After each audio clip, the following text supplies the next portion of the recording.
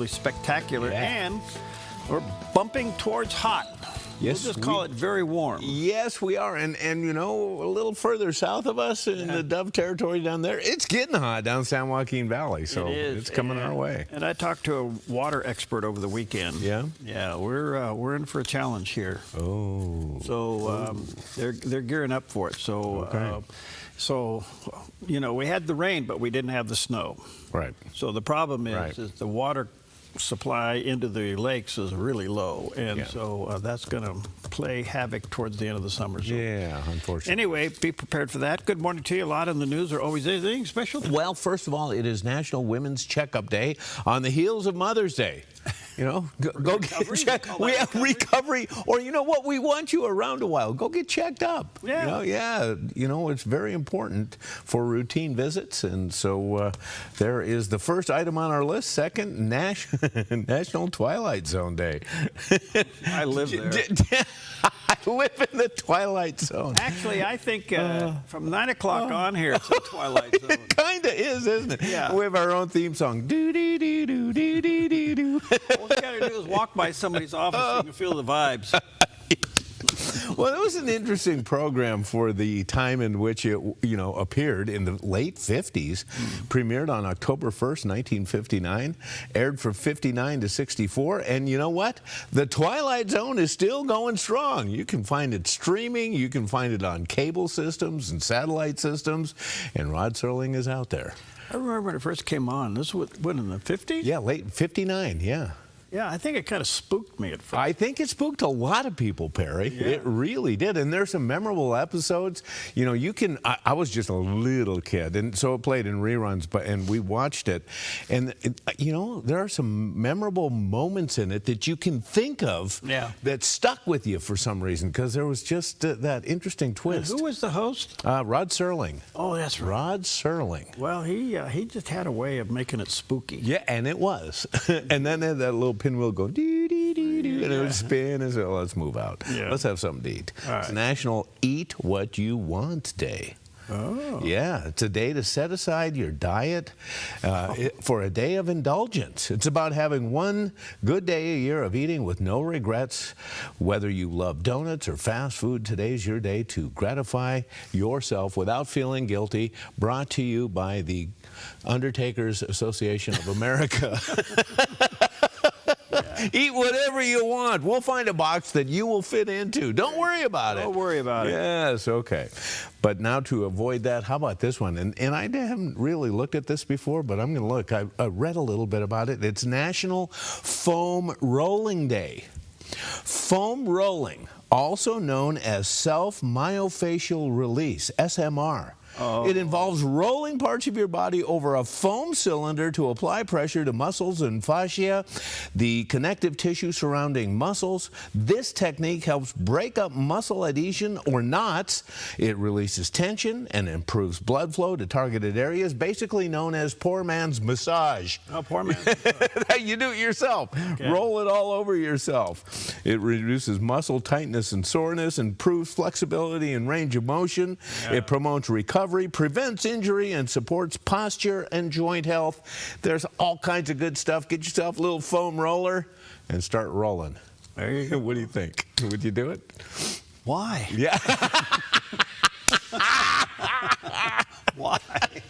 That's great. I'll pay the $50. I love it. That's perfect. Enough said. Enjoy. Okay. Hey, all right, so back to the Twilight Zone. Okay. You know, in the news, I think it started Thursday of last week. The president's releasing all of this UFO stuff. Yeah. Okay. Yeah. So the only thing I want to say to all of us, it's a little bit on the serious side. Yeah, it is. Look, you cannot read the book of Genesis and believe in UFOs. Oh, really? You can't do that. Okay. All right. Okay? And I think that the next wave of attack on Christianity will be all this stuff with UFOs. Oh, really? Yeah. Oh, that's To interesting. get you to doubt. Yeah. Oh. They can't prove anything, and all they have is things of like lights out there. You know what? And the lights are so deceptive in certain conditions. It's just, yeah, you can't do that. So, and the other thing they first of all, anyway, I'm not a scientist by any means, but the point is, here's my point. My point is, more and more of UFO stuff is going to come into the news, and I believe part of the motive is to get you to doubt your faith. You know, that could be. Yeah. And, you need to understand that the devil does have power. Uh-huh. Now, that's the mystery. Why did God let the devil have power? Yeah. Why? Yeah. I don't understand that. I don't have the answer to that. I don't. Okay, but when you see all this UFO stuff, if you're not solid in your faith, it will twist your brain. But you need to study the book of Genesis, the beginning of everything, and ask yourself where in that, if you believe God created everything, where in that would even give the hint that something outside of this realm has been made, other than heaven. Yeah. Okay. Other than heaven. All right. Yeah. Now, are they devils or angels coming after us? The UFOs? Yeah. See how twisted this is? Yeah. Whoa, I never thought in those terms. Devils or angels in UFO. First of all, I'm waiting for one to show up on a windshield, wave at a guy in a pilot. Right, yeah, there you go. See, Hi, how you doing? Do you have a MAGA hat on? Yeah. And I'm waiting to see if somebody actually gets picked up in a spaceship and taken somewhere and brought back. Well, people say they have. Okay, well. They have. So I don't know. There are also people think they're guys when they're girls and girls when they're guys too. So I don't know. It's a mixed up world out there, isn't it? Well, it implies that if the UFO is real, it implies that they're smarter than we are. Well, yeah, I think the premise is that if they can get here, right, that they have an advanced civilization. They're way advanced than we are. Okay. There we go. So it is Twilight Zone day, and here's the guy as the captain of their ship right here. Here's a look at our forecast from Grange Co-op. Today across northern Oregon, Vancouver, Portland, Wilsonville, and McMinnville will all enjoy mostly sunny skies with afternoon highs in the upper 70s to low 80s, with lows tonight in the low to mid 50s. Moving through the Willamette Valley, Salem reaches 79 with mostly sunny weather, while Albany and Corvallis settle into the upper 70s as clouds thin out later in the day, and mostly sunny in Eugene with a high near 78. In Central Oregon, Prineville climbs into the mid-80s under mostly sunny skies, while Bend and Sun River stay pleasant in the lower 80s. Boise also looks bright and sunny with an afternoon high around 86. Along the Oregon coast, Coos Bay reaches the low 70s with mostly sunny weather. Port Orford stays mild near 67, Brookings around 61, and Crescent City, California near 67 under mostly sunny skies.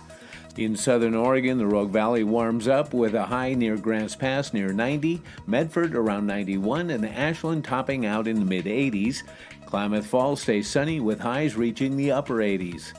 Northern California heats up quickly with sunny skies in Wairika and a high near 91, while Redding and Chico move into the upper 90s.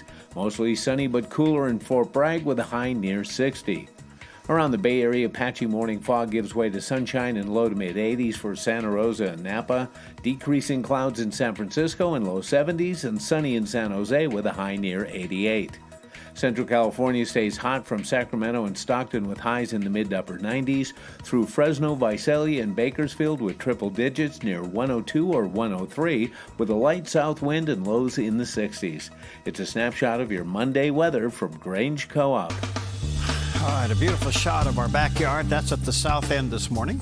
And just gorgeous. Sun not quite up, but it's just starting to crest and come down on the valley a little bit there. Gorgeous day. Beautiful morning. Well, we pray for blessings, but do we ever pray for wisdom to manage the blessings in our life? And here is a great bit of encouragement with Dr. Anthony George. You've got to look at what you have and decide, will you manage it well? And that's what we need wisdom in order to do. It's not for wishful thinking. It's not for something you may never have. It's for what you have right now. And this is why God actually commended Solomon in this passage. He said, I'm going to bless you, Solomon, because you get it. You understand. You realize that this responsibility comes from me, and all the resources I'm going to give you come from me, and I'm blessed. The Father is saying to Solomon, God is saying, it moves my heart that you know everything you have comes from me, and you need my help managing it, and I'm going to give it to you. What a blessing from God. So God is saying the same thing to you. He's put you where you are. He's given you what you have.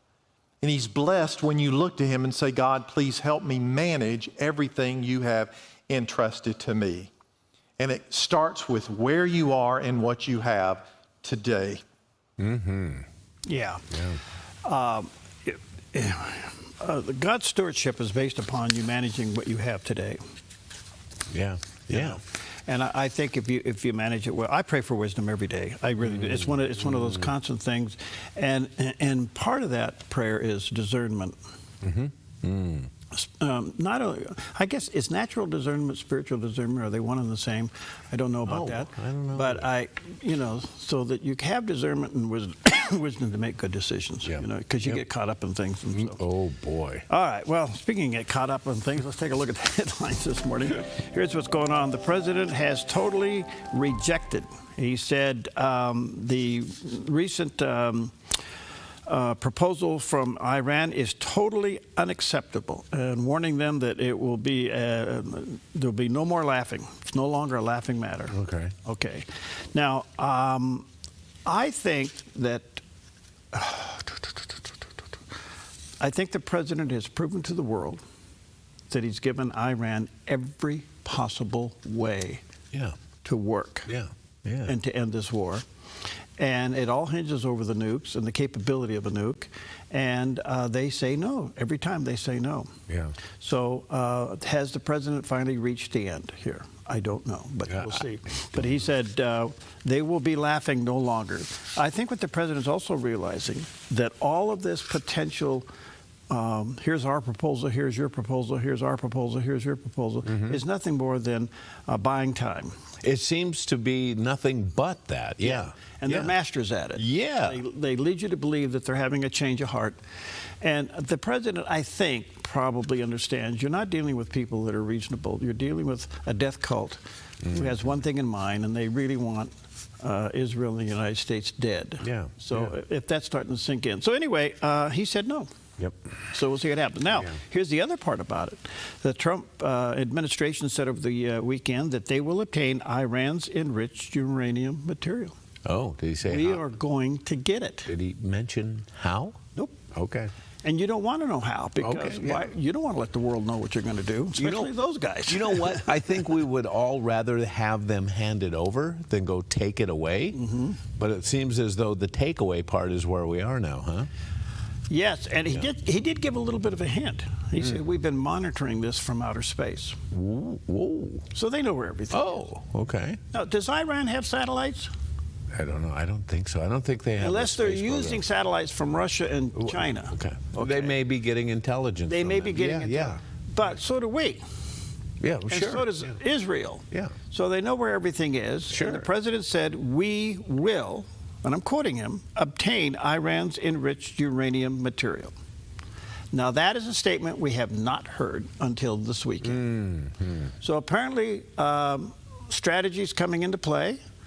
And I find it very interesting on everything dealing with Iran that it's been low coverage on Israel's involvement over the last almost month. Yeah, it's been really quiet. Really quiet. Yeah. So, but Israel is saying, we're loaded, we know where to go, and we know where they are.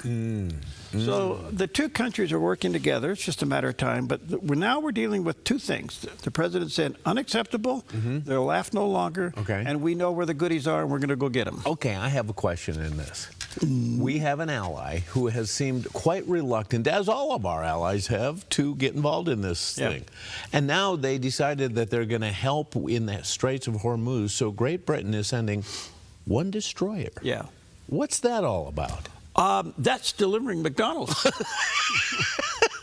I'm like, what Either good that or is that? It could be British pizza. I don't know.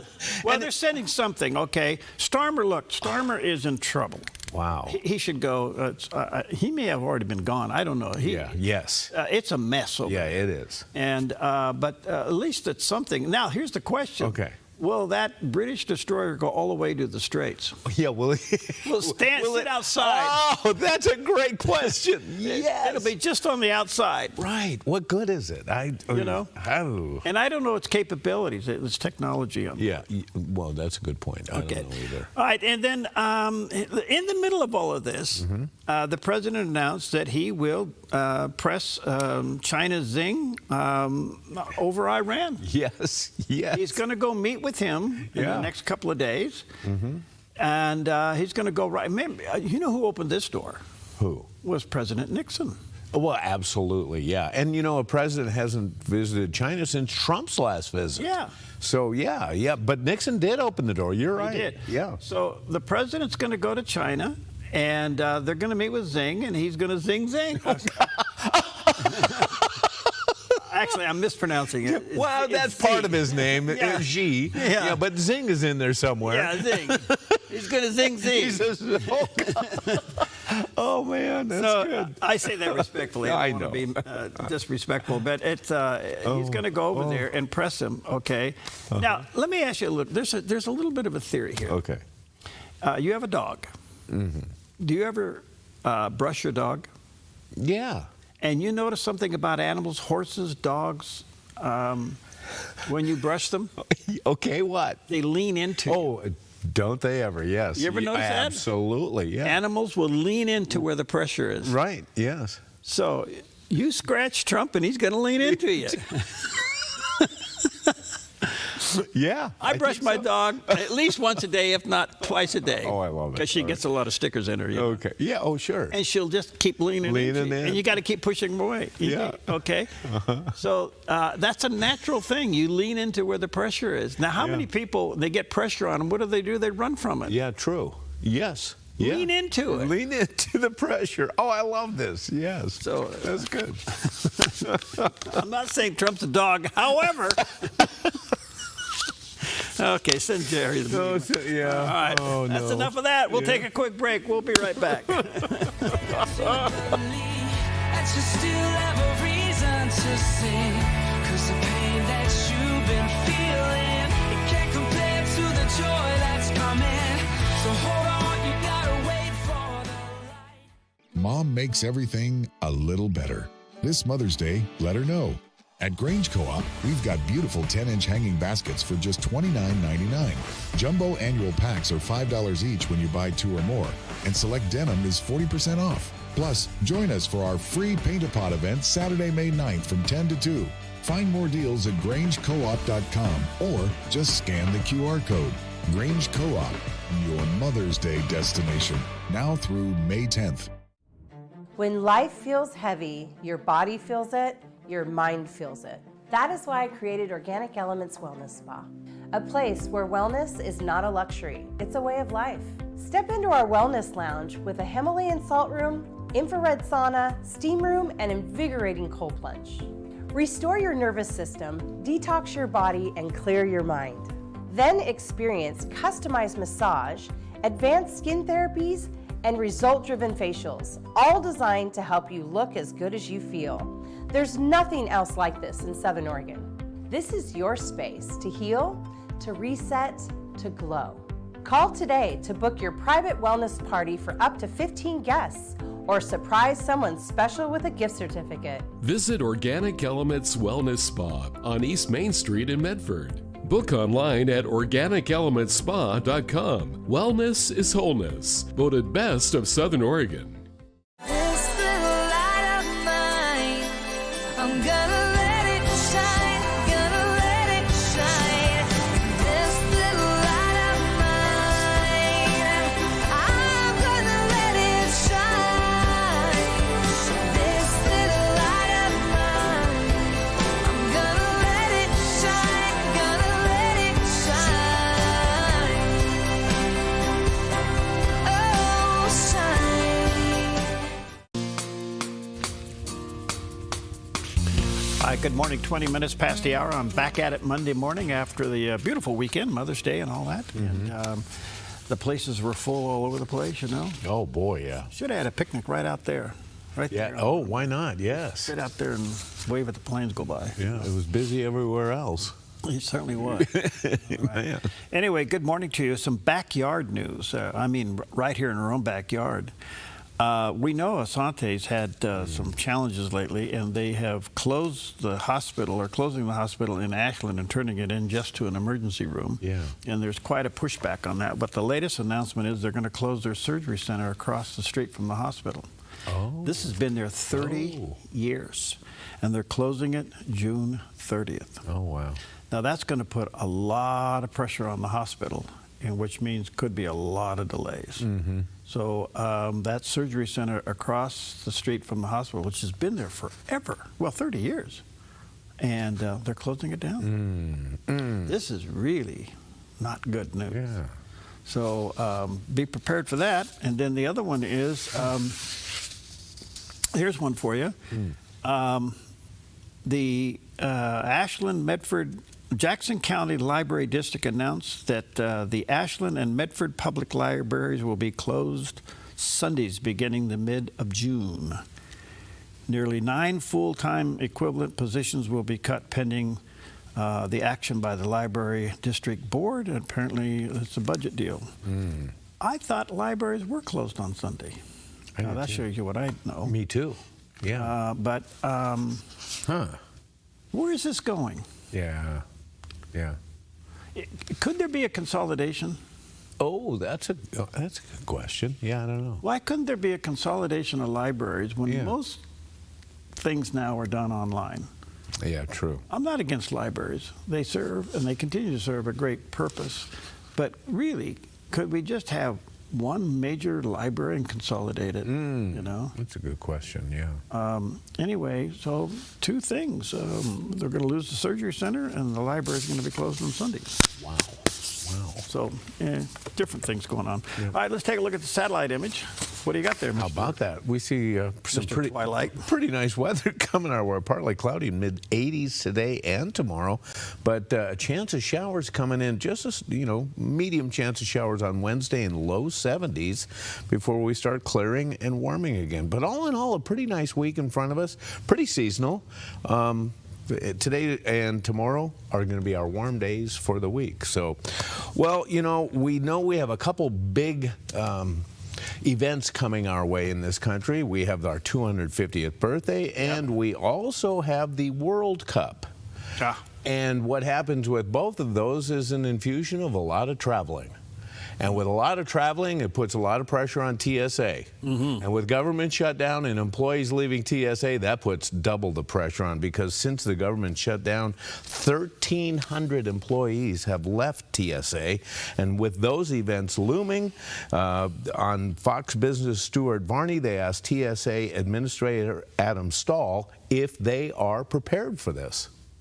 We've done a variety of things despite the Democrats trying to keep us down and shut the government down, DHS specifically.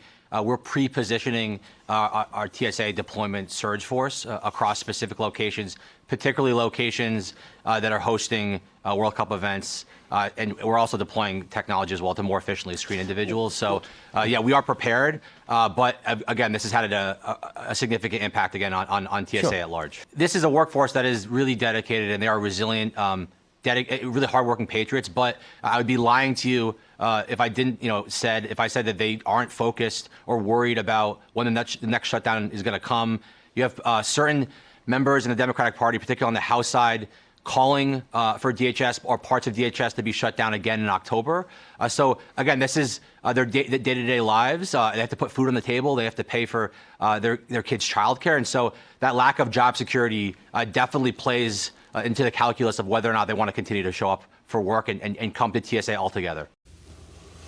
Okay, this is really pathetic. This is really bad. I don't know why America's tolerating this, and the left has brought this to a boiling point. But Elon Musk hinted in and he probably personally could do it, but I'm just wondering if there would be a coalition of people where you create a payroll account and pay these people, and then when the governments reopen, that account gets paid back. Yeah. Because this is crazy. Yes, it is. Yeah. This is politics in the raw. It just shows you that,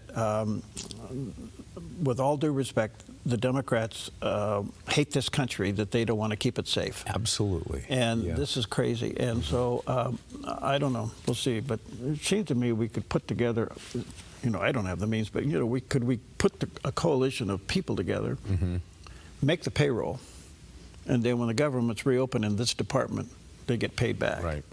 Okay. Yeah. I don't know if private and government can mix at that level, but why not? To their point, you got some people that cannot go without a paycheck. Right. Are Democrats going to have to wear this shutdown thing eventually? Well, they're hoping they don't. Yeah. They're hoping that the legacy media will carry the water for them. Yeah. Well, I got another question for you. We mentioned the World Cup. It's the soccer tournament that's come to America. Yeah. Did you realize the average ticket price for a World Cup event is just over $1,600? American dollars? American dollars. And some of the hot matches, you're going to spend around $4,000 a ticket for a World Cup soccer event. Now, they play this all over the place, don't Yeah, they? they have different locations across the country. We got one in the Pacific Northwest. I think so, yeah. So, yeah, they're different locations, but they're all expensive. Look out. Are you going? There's a reason why we are in television. I like that, yeah. Okay. Well, Isn't that interesting? what network has it? I don't know. I would imagine that ESPN's going to have some kind of coverage. Yeah. But these days, all the streaming giants, whether it's Prime or Netflix, they all get involved these days. They're trying to get involved in NFL action, Major League Baseball action, and I wouldn't doubt we're going to see some in the World Cup as well. So we'll see. When's that start? I don't know. That's a great question. I think it's later in this fall, isn't it? Yeah, I think. It starts. Yeah. Well, it's going to be cool. What a deal. And then on the tail end of that, we got the Olympics in L.A., and what have they done to prepare? I have no idea. What are they doing for those poor homeowners who lost all their possessions and their homes in the Palisades fire? What are they doing about that? By the way, that young Republican guy that's running for mayor down there, Yeah. he's really gaining. Yeah, it seems to be. Yeah, he's rubbing their nose in the problem. Yes. I think he's living in his Airstream on his lot, making the point. Are you kidding me? No, Really? I mean, that whole thing is such a mess, and Oh, wow. I didn't realize this. and Mayor Bass, they had a three-way debate, and he just cleaned house. Right, and then they were supposed to have another one, and she withdrew? He's cleaning house, and so Steve Hilton's doing very well in the governor's race. He's cleaning house. When you listen to these people in these questions that they're getting, and you look at this and you go, Well, you know what? where are you coming from? She was asked, the candidates were asked if they support illegal immigrants or, non-citizens voting in elections. Yeah. And they all said no, except her. She said it depends. It depends. Yeah. Of course it depends. It depends on who they're voting for, huh? Yeah, it's man. look, we're seeing something. It's no longer hidden. It's all out in the front. It's all being spoken out loud. Yes. And I would really hope that all of us take seriously voting. May 19th is the Oregon primary. Now, wherever you're watching the Dove, you're a fair in California. Yours is coming up in May as well. In Washington State and Oregon, all around. Anyway, the midterms are really critical. And in the state of Oregon, we have this measure on the ballot 120 we should all vote no on, and that is that $4.3 billion tax increase. I can't imagine. Governor Kotek needs to eat this really bad, I can't imagine anybody who would support this move. Well, there's some blue people up there who do it, but in lockstep. Yeah. Yes. And she moved it from November to May in hopes of all of this.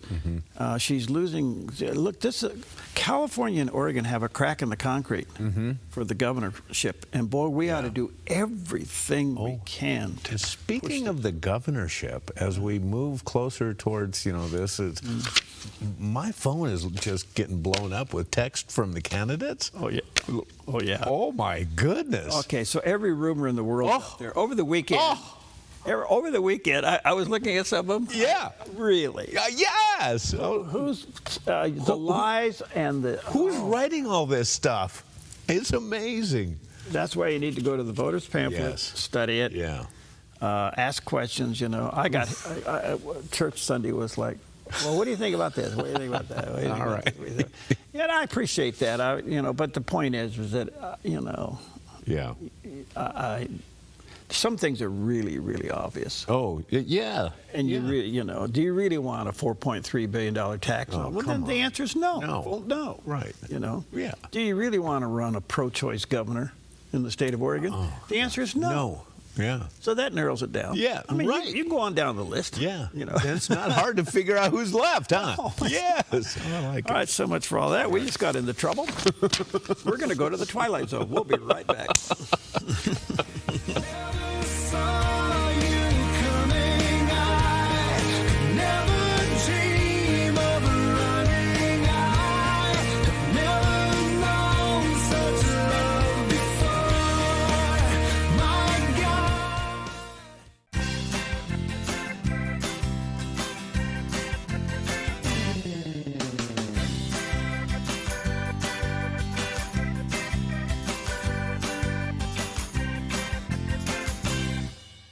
Hi, I'm the SOS Alarm guy, here to tell you about a great deal. SOS Alarm will not only beat any internet deal, but will install the system too. So burglars, beware.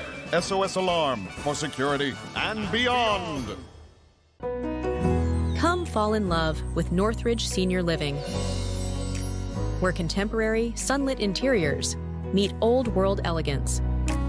Walk through our lovely hallways and enjoy the fun staff-led activities. Forge lasting friendships with other residents and our exceptional caregivers. Dine in style. Gather near the fireplace under breathtaking chandeliers. Our reasonably priced apartments are spacious with private balconies. Northridge is Christian-owned and operated, pet-friendly, and only 2 blocks from Asante Rogue Regional Medical Center. On-site, in-home care is available.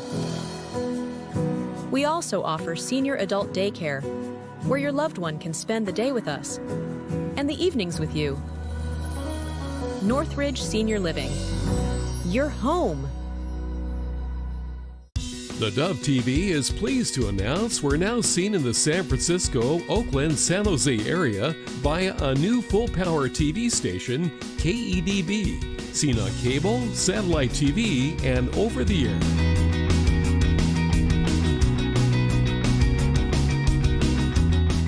The Dove TV, encouraging and informative for San Francisco, Oakland, and the San Jose area on new full-power KEDB TV.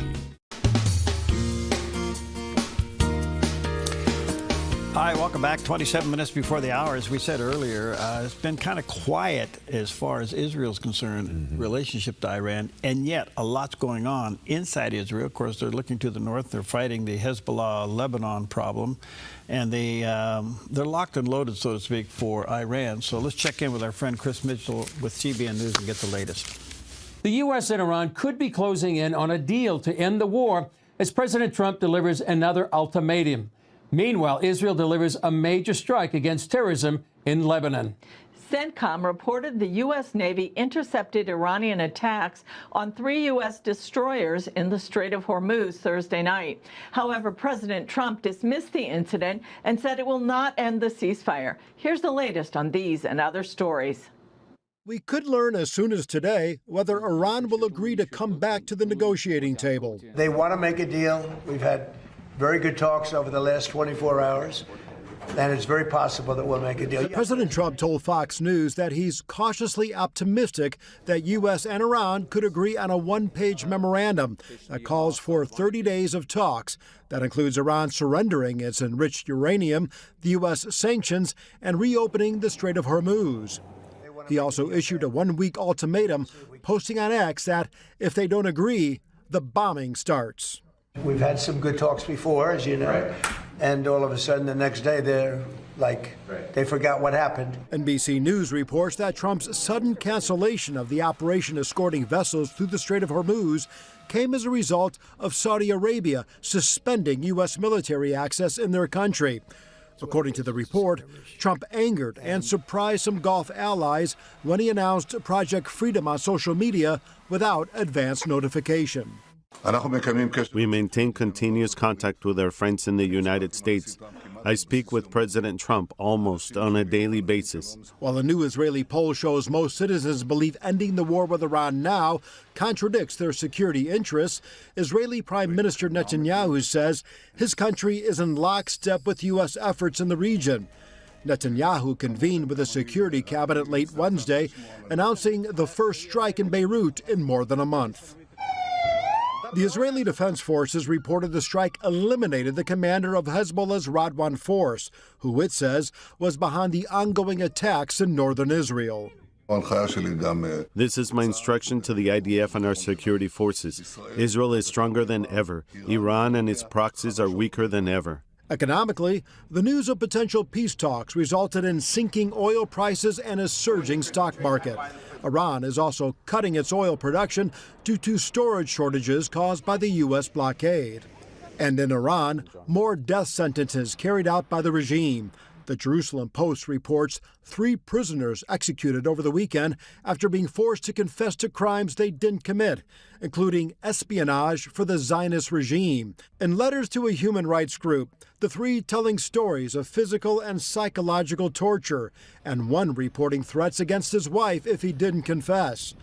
None of their families were notified of the executions, denying them a last visit as mandated in Iranian law. Paul Petit, CBN News, Jerusalem. Iran targeted the U.S. warships with missile, drones, and fast attack boats. CENTCOM said U.S. forces responded in self-defense and are not seeking escalation. We had 3 world-class destroyers go through the strait today. Any other country, under the circumstances, wouldn't have done shot missiles at it and drones at it and these stupid boats that came at it. They got blown away in about 2 minutes. President Trump insists the ceasefire remains in effect. They trifled with us today. We blew them away. They trifled. I call that a trifle. I'll let you know when there's no ceasefire. You won't have to know. If there's no ceasefire, you're not going to have to know. You're just going to have to look at one big glow coming out of Iran. And they better sign their agreement fast. And the president says a deal with the Islamic Republic could be close. The talks are going very well, but they have to understand if it doesn't get signed, they're going to have a lot of pain. They're going to have a lot of pain. They want to sign it, I will tell you. They want to sign it a lot more than I do. Also here in the Middle East, Saudi Arabia and the United Arab Emirates have agreed to restore U.S. access to bases and airspace. That move allows Washington to resume Project Freedom, the operation to escort ships through the Strait of Hormuz and counter Iran's threats to shipping. The Washington Post reports the CIA believes Iran can withstand a U.S. naval blockade for 3 to 4 months, and that Iran's current leadership is more radical and increasingly confident it can outlast the U.S. Yet another estimate says the blockade is inflicting real compounding damage and accelerating systematic economic collapse. Here in Israel, many are concerned a deal with the current Iranian Islamic regime may delay but not dismantle Tehran's nuclear threat, allow it to continue to support its proxies in the region, to recover economically, and leave in place a government still dedicated to the destruction of both the U.S., what they call the Great Satan, and Israel, what they call the Little Satan. Chris Mitchell, CBN News, Jerusalem. Gosh. Yeah. It's just amazing. Yep. Thank you, Chris. Great guy. All right, let's check out the weather with the guy from the Twilight Zone. Here's a look at our forecast from Grange Co-op. Today across northern Oregon, Vancouver, Portland, Wilsonville, and McMinnville will all enjoy mostly sunny skies with afternoon highs in the upper 70s to low 80s, with lows tonight in the low to mid 50s. Moving through the Willamette Valley, Salem reaches 79 with mostly sunny weather, while Albany and Corvallis settle into the upper 70s as clouds thin out later in the day, and mostly sunny in Eugene with a high near 78. In Central Oregon, Prineville climbs into the mid-80s under mostly sunny skies, while Bend and Sun River stay pleasant in the lower 80s. Boise also looks bright and sunny with an afternoon high around 86. Along the Oregon coast, Coos Bay reaches the low 70s with mostly sunny weather. Port Orford stays mild near 67, Brookings around 61, and Crescent City, California near 67 under mostly sunny skies. In southern Oregon, the Rogue Valley warms up with a high near Grants Pass near 90, Medford around 91, and Ashland topping out in the mid-80s. Klamath Falls stays sunny with highs reaching the upper 80s. Northern California heats up quickly with sunny skies in Wairika and a high near 91, while Redding and Chico move into the upper 90s. Mostly sunny but cooler in Fort Bragg with a high near 60. Around the Bay Area, patchy morning fog gives way to sunshine and low to mid-80s for Santa Rosa and Napa, decreasing clouds in San Francisco and low 70s, and sunny in San Jose with a high near 88.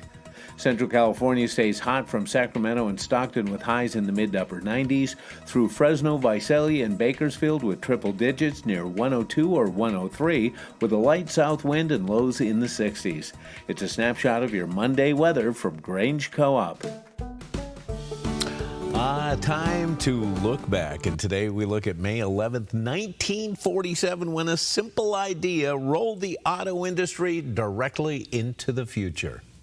The B.F. Goodrich Company announced the development of the tubeless tire, a breakthrough that made driving safer, smoother, and far more reliable. Before that, tires relied on an inner tube filled with air. But if the tube was punctured, drivers could face sudden blowouts and dangerous flats. The new tubeless design sealed air directly inside the tire itself, dramatically reducing blowouts and helping tires hold pressure longer. To prove it worked, while waiting for the Patent Office approval, the tires underwent high-speed testing on taxis, police cars, and everyday drivers across Ohio. The results were so impressive that by the mid-1950s, tubeless tires became standard on most new cars. And there's another twist to the story. The technology paved the way for the modern radial ply tire, later perfected by Michelin, a design still used on nearly every passenger vehicle today. One innovation that changed the ride for millions of drivers around the world. And some of those were white walls. Did you see all those white walls? They make white walls anymore? You know, you can special order them for, no kidding. For classic cars. Oh, okay. But you're going to pay through the nose. I bet you will. Yeah, but yeah, you can't get them. All right. You know. Now, I had to put tubes in a little car that I have. Oh, you really? Yeah. No kidding. How come? Well, it has spoke wheels. Okay. And the spoke on the inside. Oh, it can leak. They would jar loose. Sure. You know. Oh, that makes a lot of sense. So then sometimes, so you have to put a piece of tape in there, or sometimes they put some like a tar in there or something. Yeah. Then you put the tube in, then you put the tire in. Okay. And the other thing that we lost when tubeless tires came, you know, as kids, we used to go down to the tire store and we used to get the tube. And they'd patch it for us, and we'd pump it up, we'd take it down to the river or the lake, and we'd go swimming with it. Well, there you go. Yeah. You just aged yourself. I sure did. Yeah, there you go. I always do. All right. Should we give California back to Mexico? Well, that was the question asked at Cal State Northridge as PragerU's Franklin Camargo went on campus and asked the students. All right. Okay. Do you think the U.S. should give California back to Mexico? Yeah, Mexicans found California before the Americans. It's a stolen country, in my opinion. I think it's okay because as far as my understanding of history goes, it actually belonged to Mexico originally. So I think it would be okay to give it back to them. Mexico, before being Mexico, was Spain. So was Mexico stolen from Spain, maybe? No. Knowing the history that we have now, it's kind of a gray area. So you would be happy with California becoming state of Mexico? I don't know if I'd necessarily be happy about it, but I would say it would be worth a try at least just to see where it goes. California should still improve. Yeah, of course, I agree, 100%. For sure. Like the homeless people. Yeah, that. The cost of living, inflation. Inflation as well. Crime, too. Why do you think so many people steal today, or even today more than ever, Hispanics, specifically immigrants, try to come to the U.S.? My dad's side was actually from El Salvador, and part of the reason they did move over here was to try to make a more sustainable lifestyle than what they could over at the country that they were living at the time. California would be safer if it was part of Mexico with, the policies that they have, the system in place that they have, the cartels. Would you feel safer with the cartels? No, low-key, no. I would not feel safe with them. The reason why California is a rich, successful state is because of the system in place. The U.S. Constitution, the economy. We have a free markets economy. We have capitalism. We have free trade. We have property rights. The homicide rates in Mexico are 3 to 4 times higher than in the U.S. People in Mexico, they make less money. Yeah, okay. 5 to 6 times less money. Yeah, I get it. If California becomes part of Mexico, you think that would be... No, it wouldn't be good. Do you think California would be better off as part of Mexico? Probably not so much. No, I don't think so. There was another country in Europe that was actually planning to try to get California to join their country. I forgot which one it was, but there's an article on that. Do you think the U.S. should give California back to Mexico? No. It's a hard no. I enjoy being a U.S. citizen. I enjoy the freedoms that come with being a U.S. citizen. We already went through the trouble, and a lot of our economy comes from California. If we were to swap back to being in Mexico, that is such a large shift that could be very disastrous, especially for sort of the economy, because a lot of the economy is kind of centered around California. Returning California to Mexico, it's not going to solve problems overnight. I don't even know if it will solve problems. If it were to be given back to Mexico, what are all the problems that would cause? I don't know how Mexico's government is. If they want to keep their use and citizenship, they have to move out of California. It would be difficult. It'll be difficult. Hard. It'll be really difficult. I think you would probably vote no. I'll probably vote no. Probably. But it's one of those things where I feel like I will want also to know what other people think. Well, wow. That's an interesting topic. The cartels in California. Boom. That's perfect. Yes. And you're going to have to deal with it. The cartel in California is no different than Sharia law inside the UK. Yeah. And Californians are going to have to wake up to that problem and deal with it. Yeah. First thing you do is, you're going to have to get a governor that understands it. And the liberals that are running California just ruined the state. Yeah. And so the only thing I can say is that they may have a crack in the concrete here to put Steve Hilton in. We'll see how this goes. Mm-hmm. But no, look, California, if you don't close the borders and get the cartel out, you're in trouble. Yeah. Well, and see, you mentioned the cartel, and they needed reminding of the cartel, those young guys that were kind of leaning towards, that'd be a good idea to become part of Mexico. And then you mentioned cartel, and they're like, oh, didn't quite think of that. So you have to think of the cartels, and you also have to think, so if California becomes part of Mexico again, do we have a wall up here on the Siskiyou Summit? That would be an issue, wouldn't it? It sure would. Yeah, look, California is a beautiful state that needs to be rescued. Yeah. I do say this. I don't know how. We had it in the past. I have no idea where it is now. But we did have a work program where people could come from Mexico and work in the farms, and especially in the Central Valley, and go back. Yeah. And they need to restore that. Yeah. Legally, they need to restore that. Because you need the labor. Okay, so, but the cartels is running a big portion now of, well, I won't go there. Well, and there was even an article. It's not good. I read an article over the weekend about how many officials in Mexico are influenced by the cartels, and they basically have them under their thumb. Yeah. So it's well, the cartels are running Mexico. Yeah. And now they're influencing major industry inside California. Oh yeah. So I don't know what you do with this. It's not a good situation. Yeah. And it's more than just a Twilight Zone mystery story. It's real stuff. That's true. Okay. No. We'll be right back. No. We'll be right back. This is the proof that all around the evidence is speaking the truth from the center of my soul.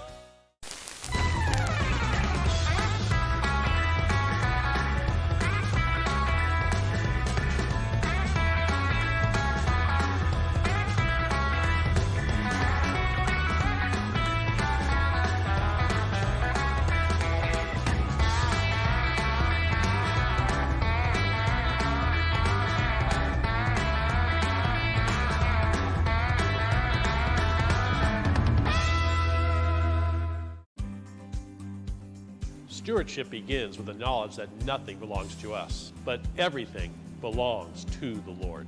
This helps us to run a business not in the fear of lack, but in the assurance of His care and provision. Such a perspective eliminates the drive to sell and replaces it with a heart that says serve. This begins with serving our clients and coworkers with integrity and genuine care. That's why McKelly's is automotive service with a heart for God, and treating others as we ourselves would want to be treated. Our promise is to never sell our clients anything we don't believe they need. Another is to do all we can to meet other needs, such as shuttle service and loaner cars, or taking the time to really listen, even at times praying with our customers. Sometimes this means sacrifice, going above and beyond. But that's why I work for Kelly's Automotive Service, honoring God while serving people with honesty and integrity.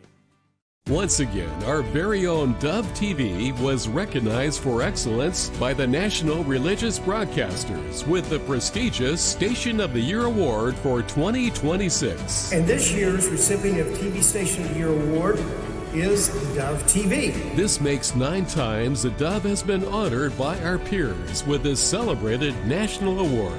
We're grateful, and another reason to stay encouraged and informed by watching and supporting the Dove TV. Hi, good morning to you. 9 minutes before the hour. Watergate's back in the news. What? Yeah, which is kind of interesting. Now, our good friend John O'Connor, who's a former prosecutor in the state of California, and he's a federal prosecutor, he wrote a book called Postgate, and now Watergate's back in the news and how corrupt this thing really was and all moving behind the scenes. So I asked him, I said, Watergate's back in the headlines. I asked him what he thought was behind it, and here's what he had to say. Well, that's why, your listeners, that's what I get into in my book, Postgate. It really gives you the whole structure of what really happened. Or Mysteries of Watergate is a little bit simpler. I take step by step in the Mysteries of Watergate. But most people do not understand what happened in Watergate, even though the Post did not print much of what it knew because it might give some strength to Nixon. They wanted the goal of tearing down Nixon, and they sacrificed truth for the result. And that's been with us ever since. So we have people willfully mischaracterizing what happens. Yeah. So, we see that today. It's a very difficult thing for the press to divorce their hatred of Donald Trump from an analysis of what he's done, whether it's right, wrong, or indifferent. I think Trump should be subject to criticism and scrutiny, as any president should. But I also don't think we should let our hatred of his foibles and irrationalities color our view of what's true and what's right and what's just. And that's what's happening today. And I suspect that that's what probably people are figuring out, that they weren't told the truth about Watergate. Yeah, so what's the point to? Yeah. A corrupt country. I say that with a broken heart. Yeah. And a corrupt media. And the two play together very, very well when you want to cover something up. Yeah. And so Watergate's back in the picture again about how all the players behind the scenes. And I will say one thing came out of Watergate, and what was his name that went to prison and ended up with prison ministries? Chuck Colson. Well, Chuck Colson ended up winning more people to the Lord as a result of going to prison. So it did have a silver lining to it. Isn't it amazing how God works? Yeah, it is. Yes. There you go. All right. Well, it is prom season. Oh, boy, they're all over the place. Yeah, look out. Time for corsages, prom dresses.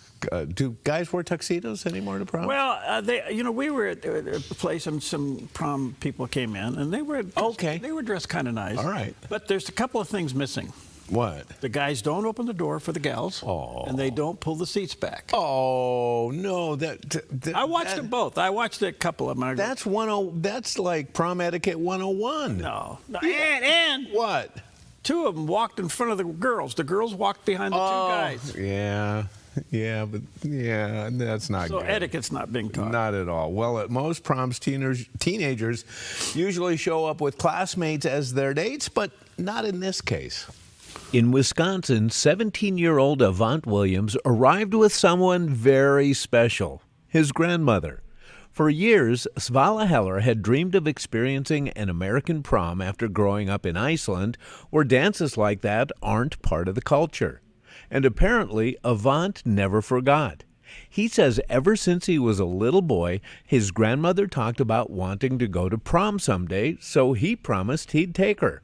This spring, he kept that promise. The pair posed for prom photos, walked into the dance together, and shared a night filled with laughter, memories, and plenty of smiles. "We have such a special bond," Heller said. "I'm just enjoying every moment." Avant says making her dream come true meant everything to him. He said, "I love my grandma. She's been there for me my whole life. One unforgettable prom night and a promise 14 years in the making." All right. Isn't that wonderful? Take grandma to the prom. I That's like great. It. Good stuff. All right. Hebrews 2, chapter 2, verse 18. "For in that he himself has suffered, being tempted, he is able to aid those who are tempted." So he understands some of your struggles. If he can get through it, he can get you through it. Take that with you today. Stick around. Jerry's going to invite Pam to the prom.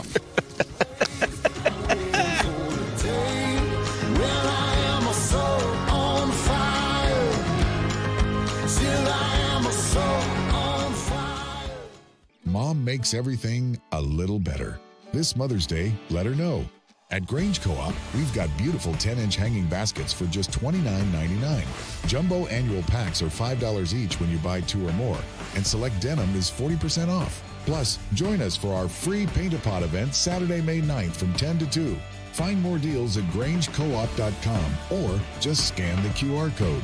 Grange Co-op, your Mother's Day destination, now through May 10th. Applegate River Golf and RV Resort, a pristine 9-hole course alongside the Applegate River. Their clubhouse offers a golf simulator experience. The RV Resort is adjacent to the golf course with convenient pull-through parking. Applegate River Golf and RV Resort. Information at applegaterv.com. Over time, every wall tells a story, but sometimes those stories need a fresh start. At Chris Silva Painting, we specialize in transforming indoor spaces, whether it's your family home or your business workspace. With premium paints, flexible scheduling, and expert attention to detail, we make the process simple and stress-free so you can focus on what matters most, living and working in a space you love. From bold new colors to subtle tones of sophistication, let Chris Silva Painting bring your vision to life, one wall at a time. Chris and his crew are courteous. They're efficient, organized, timely, and clean. Chris Silva Painting also offers military discounts. At Chris Silva Painting, our mission statement is to bring Christ's heart and principles to our customers and our job sites. We do that with honesty, integrity, and hard work. We don't cut corners, we paint them. CCB number 176097. Chris Silva Painting, 541-890-3960. 541-890-3960. The threat of wildfire poses a growing risk to Oregonians. You can prepare now by taking 3 important steps. Create a home inventory, make copies of important financial records, and contact your insurance company to make sure you have the right amounts and types of home insurance coverage. Be wildfire ready by being insurance ready. Visit dfr.oregon.gov/prepare now to learn how.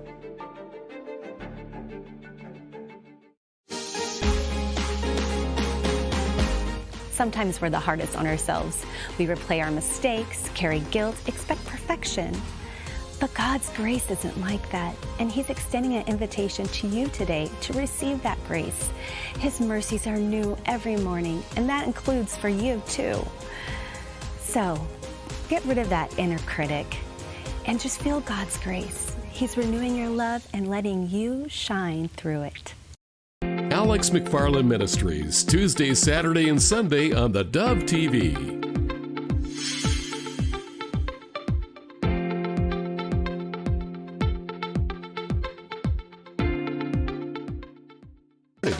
You're tuned to theDove, encouraging and informative, helping Oregon, Northern California, Idaho, and Nevada start the day with news and encouragement.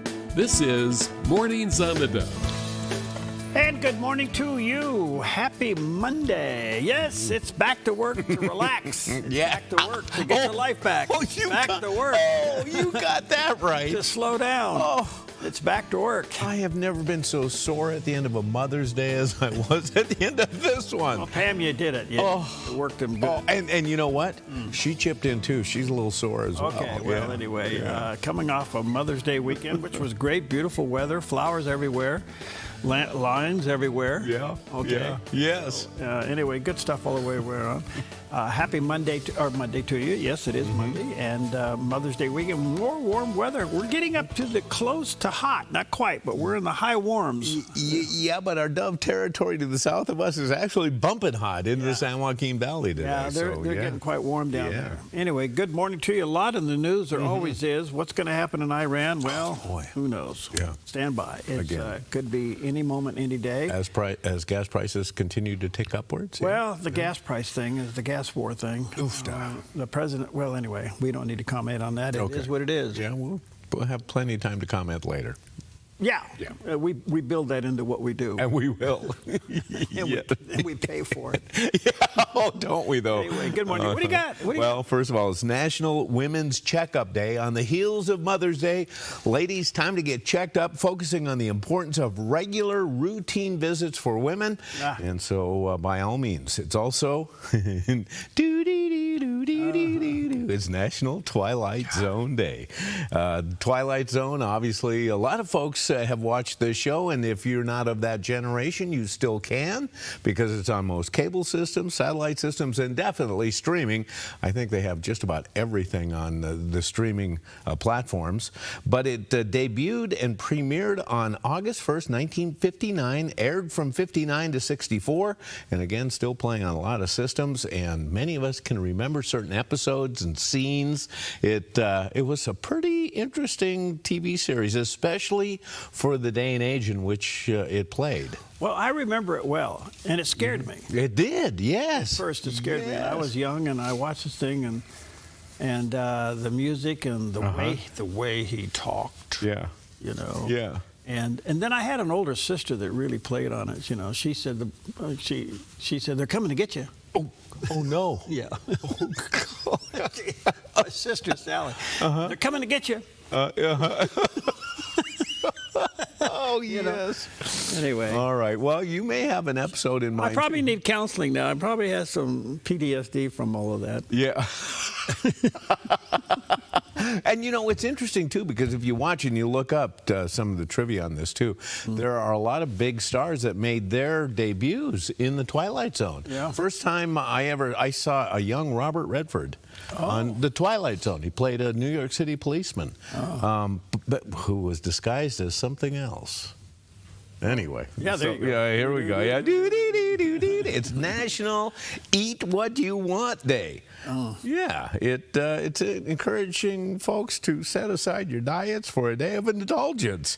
It's about having one day of the year where eating has no regrets. There you go. Whether you love donuts or fast food, today's your day to gratify without feeling guilty. What would I do? I think I already did it. I took a piece of that there's an old-fashioned over there. Yeah. Yeah, it was pretty good. It's an icing on an old-fashioned donut. Yeah, that was made in, I think, January this year. I had some. I did. I admit it. I did. You got to cut it with a knife. You got problems. So, you know, a lot of these are sponsored. You know, the days of, they're sponsored by different. What is this? National Eat Anything You Want Day, sponsored by the National Undertakers Association. There you go. Yeah. Of America. That or the year. Indulge and enjoy and Cardiologists Association. Yeah, it's nice. Exactly. Hope you have good insurance. There you go. Okay, but on the other hand, you can get fit, and this is an interesting way to do it. It's National Foam Rolling Day. Check that out. Also known as Self-Myofascial Release, SMR. It involves rolling parts of your body over a foam cylinder to apply pressure to muscles and fascia, and that is the connective tissue surrounding muscles. This technique breaks up muscle adhesion or knots. It releases tension improves blood flow to targeted areas. Foam rollers come in various sizes and densities, allowing customization for difficult muscle groups and pressure levels, also known as poor man's massage. It basically does the same stuff, but you get to do it for yourself and to yourself in the comfort of your own home. Why? I think. Why would you do this? Well, I don't know. Why would you do this? Yeah. So what's your alternative? Get a massage. Spend the $50. Spend the $50. No, I don't know. Yes. I don't know. Yeah, I know. I get it.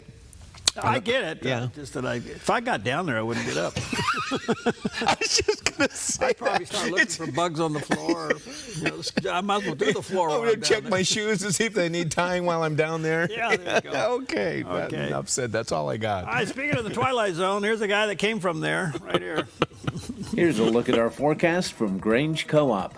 Today across northern Oregon, Vancouver, Portland, Wilsonville, and McMinnville will all enjoy mostly sunny skies with afternoon highs in the upper 70s to low 80s, with lows tonight in the low to mid 50s.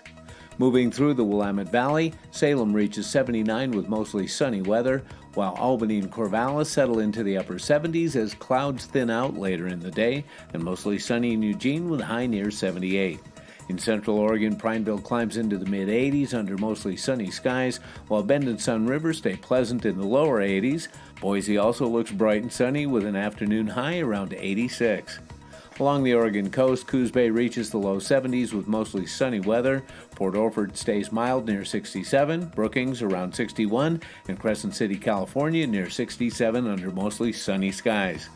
In southern Oregon, the Rogue Valley warms up with a high near Grants Pass near 90, Medford around 91, and Ashland topping out in the mid-80s. Klamath Falls stays sunny with highs reaching the upper 80s. Northern California heats up quickly with sunny skies in Wairika and a high near 91, while Redding and Chico move into the upper 90s. Mostly sunny but cooler in Fort Bragg with a high near 60. Around the Bay Area, patchy morning fog gives way to sunshine and low to mid-80s for Santa Rosa and Napa, decreasing clouds in San Francisco and low 70s, and sunny in San Jose with a high near 88. Central California stays hot from Sacramento and Stockton with highs in the mid to upper 90s, through Fresno, Visalia, and Bakersfield with triple digits near 102 or 103, with a light south wind and lows in the 60s. It's a snapshot of your Monday weather from Grange Co-op. All right, there we go. The sun is up and shining. Trust that you are too. That's right off the top of Baldy, Roxanne, looking right out towards Mount Pitt. Right at the top is the sunshine. Yeah, man. Yeah. It's that beautiful. looks like the Twilight Zone out there. It kind of does. You know, we're the Twilight Zone until about 9. No, to about noon. About noon, yeah. Then we turn into an adult daycare center. So we're Twilight from 4 in the morning to about noon. Daycare center. Then we turn into an adult daycare center. Well, that's choice. All right. Okay. Okay, well, we know that for some folks, you have kind of two different lives going on. You got your work life and you got your faith life. Yeah. Do they mix? They should. Yeah. Well, here's Dr. Anthony George asking, when you work, are you doing it for God?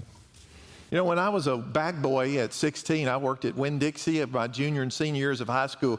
They drilled it into us. These groceries are how people eat. Bag them with care. Don't mash the bread. Don't crack the eggs. Smile when you're putting the groceries in there. Ask them, did they find everything they need? And if you're walking down an aisle and somebody asks you where the flour is, don't tell them aisle 5. Say, follow me. I'll take you over there. You show them customer service. They even threatened to send secret shoppers through the line to test us if we smiled at people. Welcome them. Ask them what they needed. We'll write you up if the secret shopper flunks you. Well, if I'd have known you could file hostile workplace back then, that'd been crazy. Basically, they're saying do your job and do it well. But we're working on all of that stuff. Why? Because a smile and making people feel important goes such a long way. But listen, when what you are doing is not important to you, then you're not going to make anyone else around you feel important as you do it. That's why there's dignity in work. So Solomon says, whatever your hand finds to do, do that with all of your might. Why? Because God is the one who gave you that opportunity. So do it like you're working for God, because you really are. Amen. Yep. I think I'll play that in our next staff meeting. That's great. Yes. Well, I say that with tongue in cheek, but no, look, he's a passionate guy. I remember, grocery store baggers. First of all, you were taught how to do it. Oh, sure. You put one hand in there, you put one hand in the bag. Start with those cans. And you start doing that. Do the heavy stuff on the bottom. There you go. Yep. Secret, what are they called? Secret shoppers. Secret shoppers. Yeah. Isn't there a TV show where the boss discovers? Oh, yeah. What's it called? Undercover Boss or something like that? Yeah. Yes, that's good. You should do that. We should see you come in here in a ball cap and sunglasses. And say, hey, dude, where's your pass to be back here? Yeah. That would be funny. But, that would be good. Yeah, but anyway, we go from Twilight Zone to Adult Daycare Center. What can I say? What can I say? Oh, man. All right, let's take a look at some of the top stories. Please. Okay. Good morning to you. Well, apparently Iran put another proposal on the table, and it is totally unacceptable to the president. He has totally rejected this and said they won't be laughing much longer.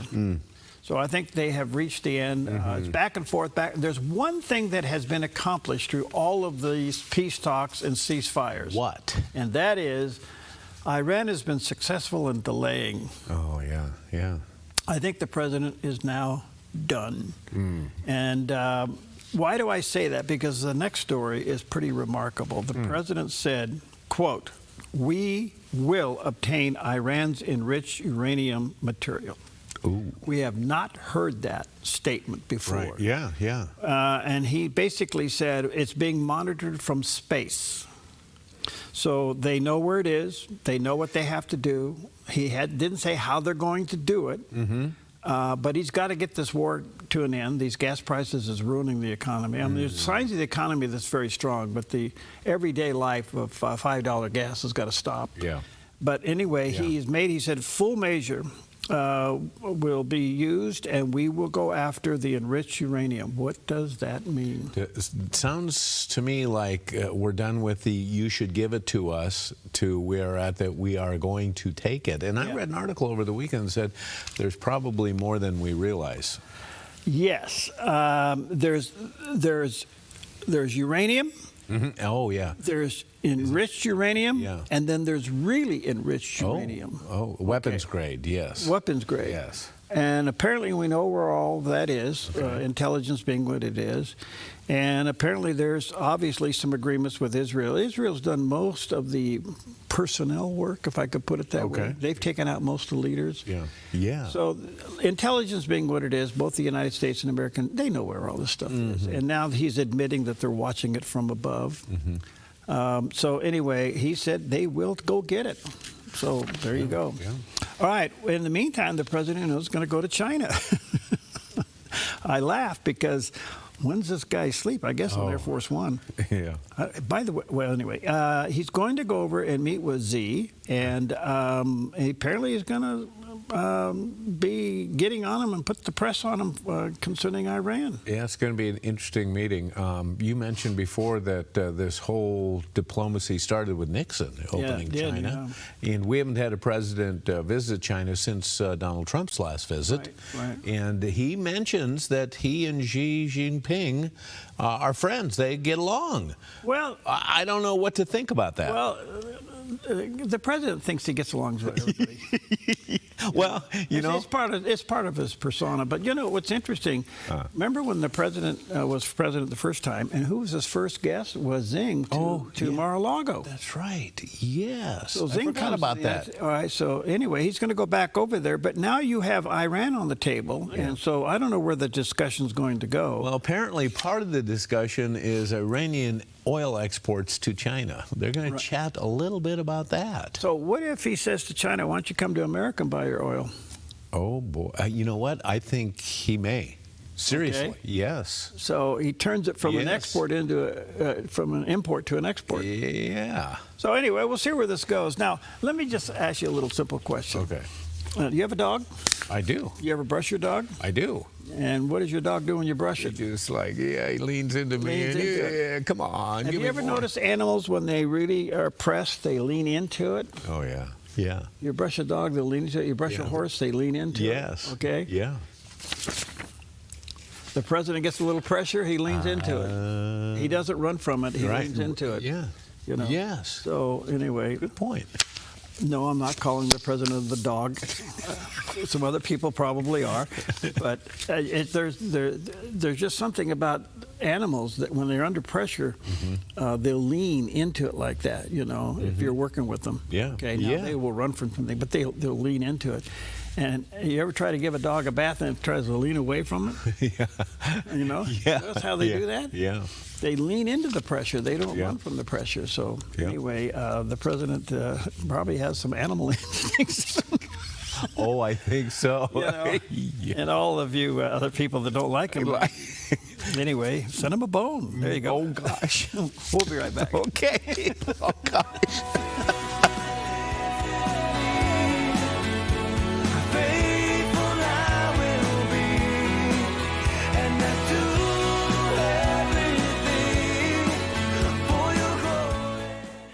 Mom makes everything a little better.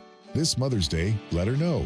At Grange Co-op, we've got beautiful 10-inch hanging baskets for just $29.99. Jumbo annual packs are $5 each when you buy 2 or more, and select denim is 40% off. Plus, join us for our free Paint-A-Pot event Saturday, May 9th from 10 to 2. Find more deals at grangecoop.com or just scan the QR code. Grange Co-op, your Mother's Day destination, now through May 10th. Come fall in love with Northridge Senior Living, where contemporary, sunlit interiors meet old world elegance. Walk through our lovely hallways and enjoy the fun staff-led activities. Forge lasting friendships with other residents and our exceptional caregivers. Dine in style. Gather near the fireplace under breathtaking chandeliers. Our reasonably priced apartments are spacious with private balconies. Northridge is Christian-owned and operated, pet-friendly, and only 2 blocks from Asante Rogue Regional Medical Center. On-site, in-home care is available. We also offer senior adult daycare, where your loved one can spend the day with us and the evenings with you. Northridge Senior Living. Your home. Have you seen Mornings on the Dove? Welcome to Mornings on the Dove. Everybody take a big breath. North Korea and South Korea were trying to warm relations. Well, it ended up a little too hot, I guess. This guy is over the top. They said it's one of the most advanced fighter aircrafts in the world. Jesus willed that his own executioners keep on living, and that's astounding. What mercy. Wake up to information. Mornings on the Dove, weekdays. All right, welcome back. Happy Monday to you. Hope your weekend, Mother's Day, was good and all that, you know. All right, well, this is literally some backyard news, and I realize the Dove TV is literally from Portland all the way down through the Bay Area, Northern California, Central California. Down to Bakersfield. Down to Bakersfield. Yeah. So, hi all you guys. Yeah, good morning. Good to see you down there. Our backyard surgery center is going to close. Yes, after nearly 3 decades, the Surgery Center of Southern Oregon will be officially closing its door June 30th. Apparently, it's rescinded requests from the state for exemption. Process that said would allow the surgery center to remain in business, but they turned it down, and they're closing it down June 30th. This is very, very, very sad. This is part of the Asante problems, and they also have done the same thing for the Ashland Hospital, turned it into an emergency room, but closed the hospital. I don't know what the citizens are going to do there. The citizens and some physicians there are really upset about that, and they're trying to maybe make a move. I don't know where all that's going to go. But this is not good. It's going to put a lot of pressure on the hospital for surgery, which means take a number. Exactly. Oh, boy, I know that syndrome. Okay. The other thing, a little bit interesting, I didn't know this, but apparently the Jackson County Library District announced this week that the Ashland and Medford public libraries will now be closed on Sundays beginning in mid-June. So some full-time positions will be eliminated. sorry if I didn't know this. I thought libraries were closed on Sunday. I did too. Yeah, I'm out of the loop. But this is all in an effort to. I'm just wondering where libraries are going overall. That is a great question. Yeah. Yeah. Look, I understand libraries, I get it, but could there be a consolidation? I mean, in today's world, you go online for about anything. Yeah, we're looking everything up online, yeah. Yeah, you do want to pick up a book and read it, and I get all that, but could they be consolidated? You know, one great big community like You know, I have a hardcore library person in my house. She reads, she's voracious in what she's reading, and she reads everything from the libraries. And so she's in there all the time. I mean, that's where her friends are. They know we're on a first-name basis, so there are people out there doing it. Well, I get that. I'm just wondering. But I'm not one of them. Okay. And I think they're a lot like me. Is that why you slept outside last night? No, that's something different. We'll talk about that. That was another. We'll talk about it at the break. Okay. All right, so much for that. Let's take a look at Wall Street for this Monday morning. And thank you, Preston at Smart Lawn. If you're tired of mowing, edging, and weed eating, get a Smart Lawn. Anyway, the Dow's up 34, almost 35 points. The Nasdaq is down 10 points, and the S&P went the other way. It's up almost 10 points. So kind of a mixed bag at the ringing of the bell this morning. We'll see how the day goes. In the meantime, taking a look at gold, back up to 47.48. Silver's at 86. Wow. And crude oil back up over $100, $102.87. Golly. So there it goes. There it goes. I don't know what to say about all that. All right. Well, we've seen government shutdowns and non-funding of TSA and people leaving and trying to keep everything running in spite of it. So with this in mind, on Fox Business's Varney and Company, Deputy TSA Administrator Adam Stahl responds to this JFK control tower recording after a Delta plane has a near miss with a small aircraft. Let's listen. And Denver 5289, I'm not talking to him. He's 500 feet above you now, left to right, half a mile in front of us. And Tower Endeavor 5289, he just flew about 500 feet right over us, so it looks like he's taking a left turn now. At a bare minimum, having funding certainty is paramount for the American people, for the airplanes and the airlines and the airports that underpin our travel and economy. And so again, we're more on the airport security side. That's more FAA.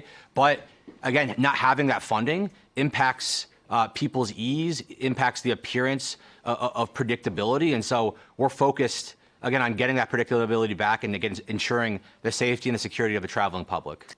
Yeah. So from beginning to end, it's approximately 4 to 6 months. And so we've already missed that window, of course, during the shutdown. So for the big events like World Cup, America 250, we've already really passed those big events in terms of the actual timetable to prepare and onboard those individuals. Again, we're pre-positioning our staff, and they are up for the challenge. We are confident in our ability to help facilitate the safe and secure movement of those big events. But it's undeniable that this democratic shutdown has hamstrung preparations for major events, as well as the economy at large. Amazing. You know, I was wondering over the weekend why they can't take ICE just out and fund it independently. But they're all doing this over ICE. They're shutting the security systems down, TSA down, because ICE is part of that budget. And it's just really sad that the Democrats can't see the safety of Americans. And now it shows up in TSA work. It shows up in air traffic control work. I will say this, if you're looking for a career, consider air traffic control. Don't get me wrong, it's a high-pressure job. Okay. You can go online to the FAA in Oklahoma City, and you can see the list of things. We are short of tower operators. Oh, yeah. Okay. Well, a lot of towers should be manned 24/7. They're not. Okay.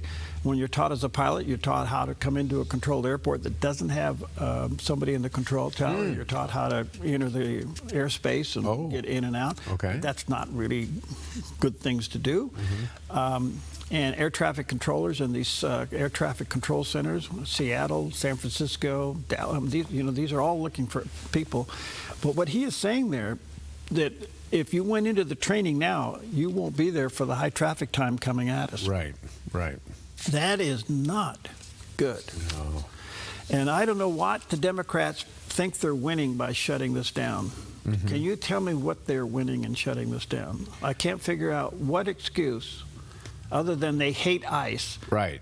that they're winning in shutting this down. Right. I can't figure it out either. And yet they don't want to stand in the TSA lines themselves, do they? No. They get an exemption. Who was it? Who is it? What airline said no? Oh, yeah. Who Was it Delta? I think it was Delta. Yeah.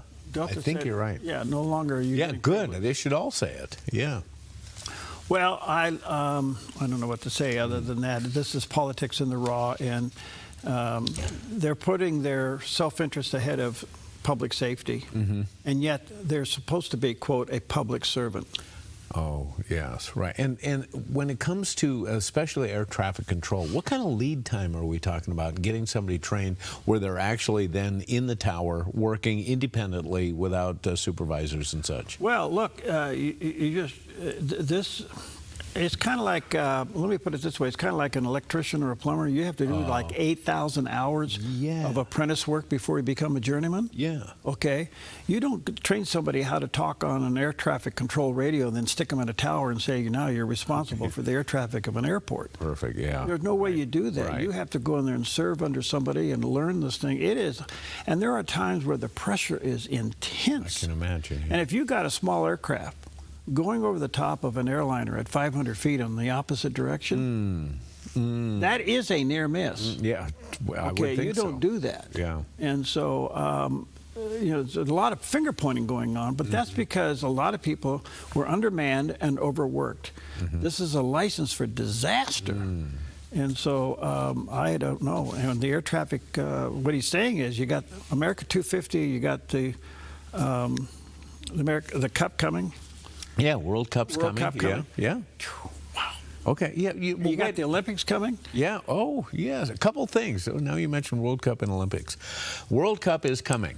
If you want to go, did you realize that the average priced ticket for a World Cup event in the United States is $1,600 and change?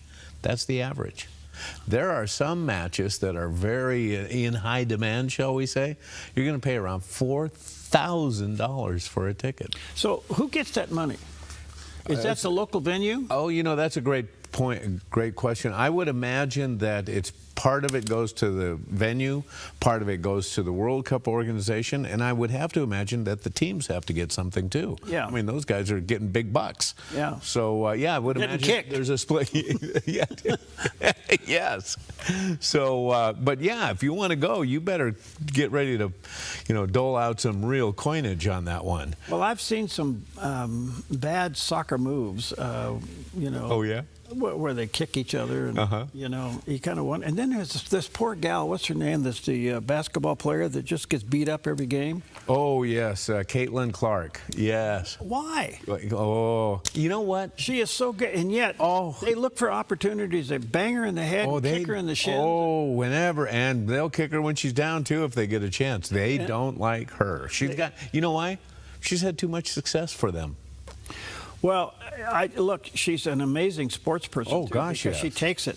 Yes. Which is why she wouldn't come out swinging. But I watched one case where they came up around her and they just slammed her. Slammed her. And Yeah. I'm going, Yeah. And then what do the refs do? Yeah, well, they are calling fouls and such, but boy, there's like a lot of flagrant fouls going on out there. So, yeah. The World Cup gets a little bloody. Yeah, World Cup. Well, the World Cup can get a little tough too. The thing about World Cup though is sometimes some of the most dangerous action goes on in the stands. Oh, well, there you go.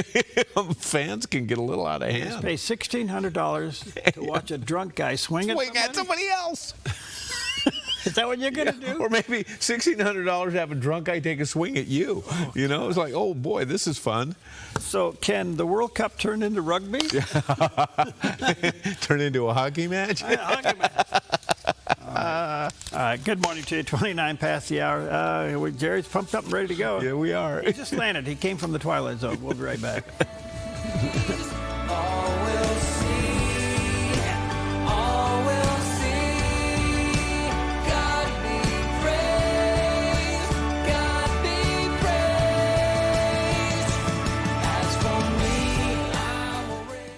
Your yard is where life happens, but it can be muddy and hard to maintain. Enjoy a maintenance-free artificial turf lawn all year round with Smart Lawn LLC. No mowing, no fertilizing, no watering.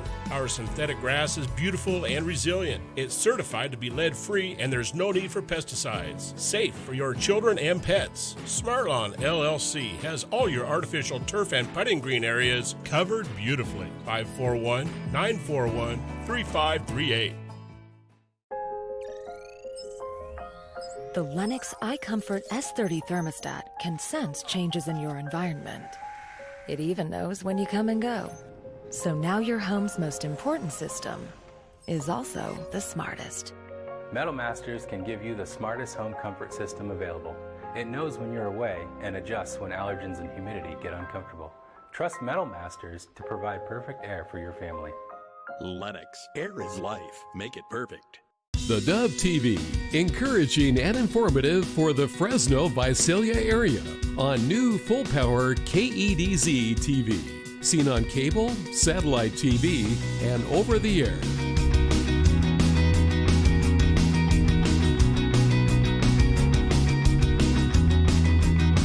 The Dove TV, encouraging and informative for the Fresno Visalia area on new full-power KEDZ TV.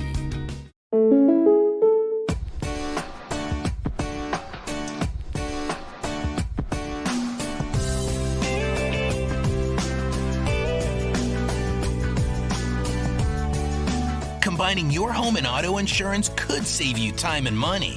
And who doesn't like that? Want surprisingly great rates on auto, home, and life? Now's the time to call State Farm agent Rory Wold in Medford. Like a good neighbor, State Farm is there.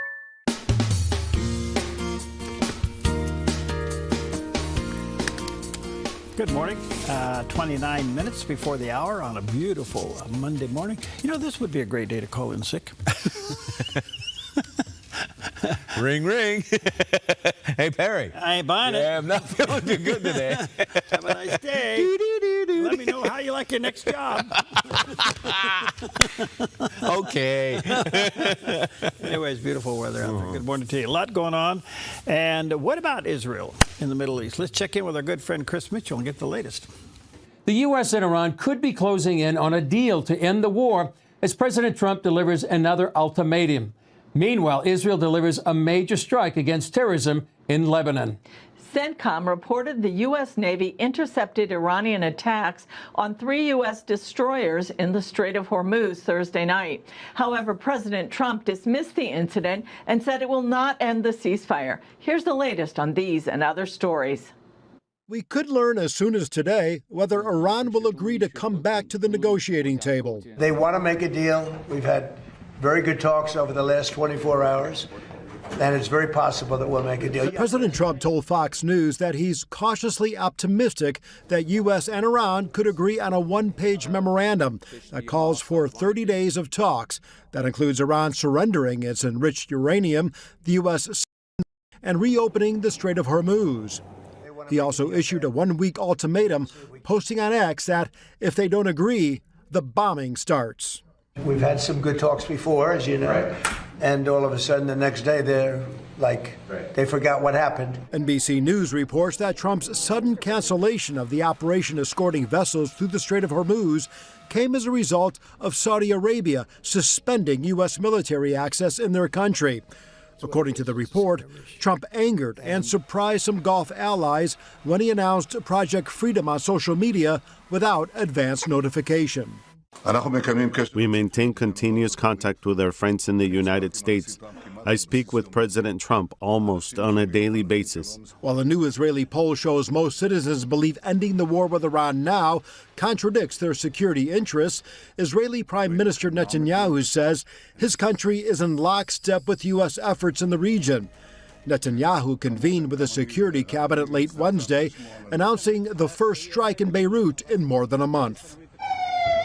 The Israeli Defense Forces reported the strike eliminated the commander of Hezbollah's Radwan force, who it says was behind the ongoing attacks in northern Israel. This is my instruction to the IDF and security forces.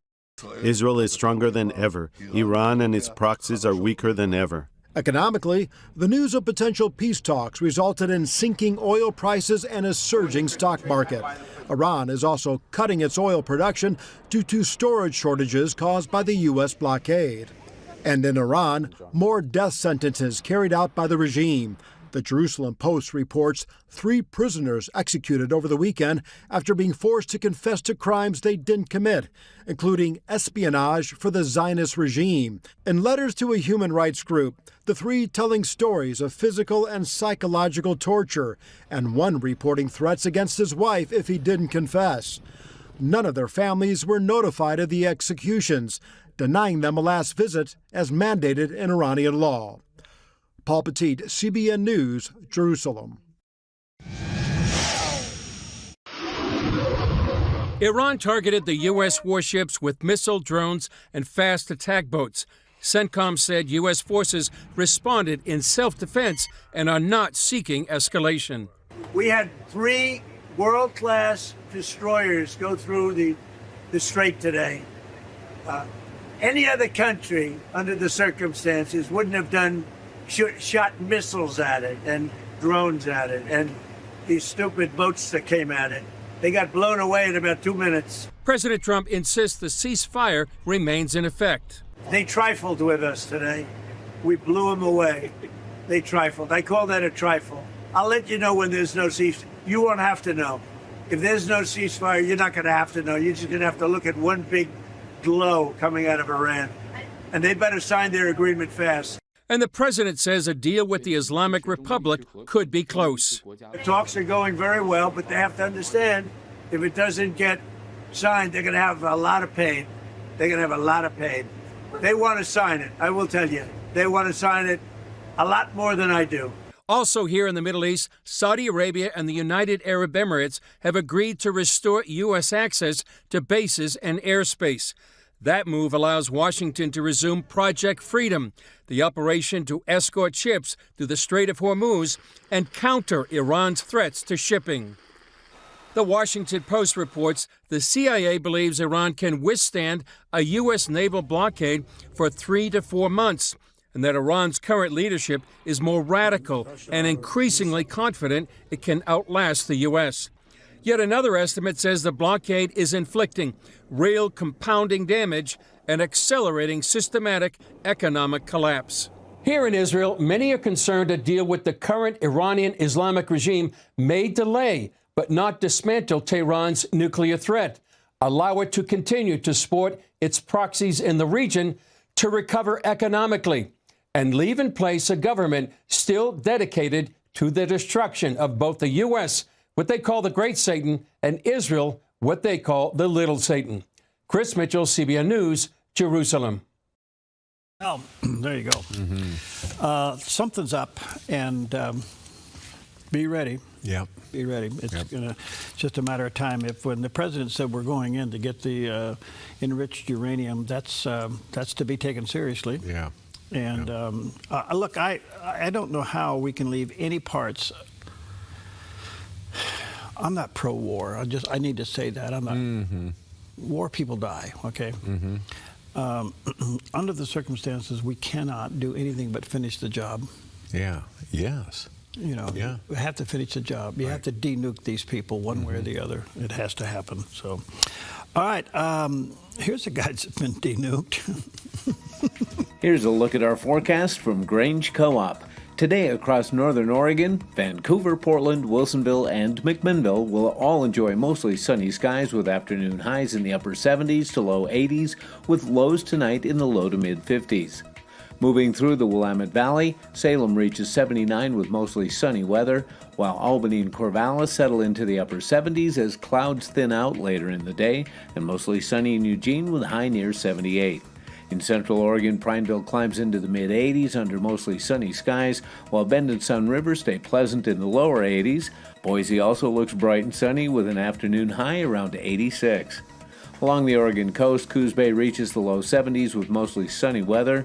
Port Orford stays mild near 67, Brookings around 61, and Crescent City, California near 67 under mostly sunny skies.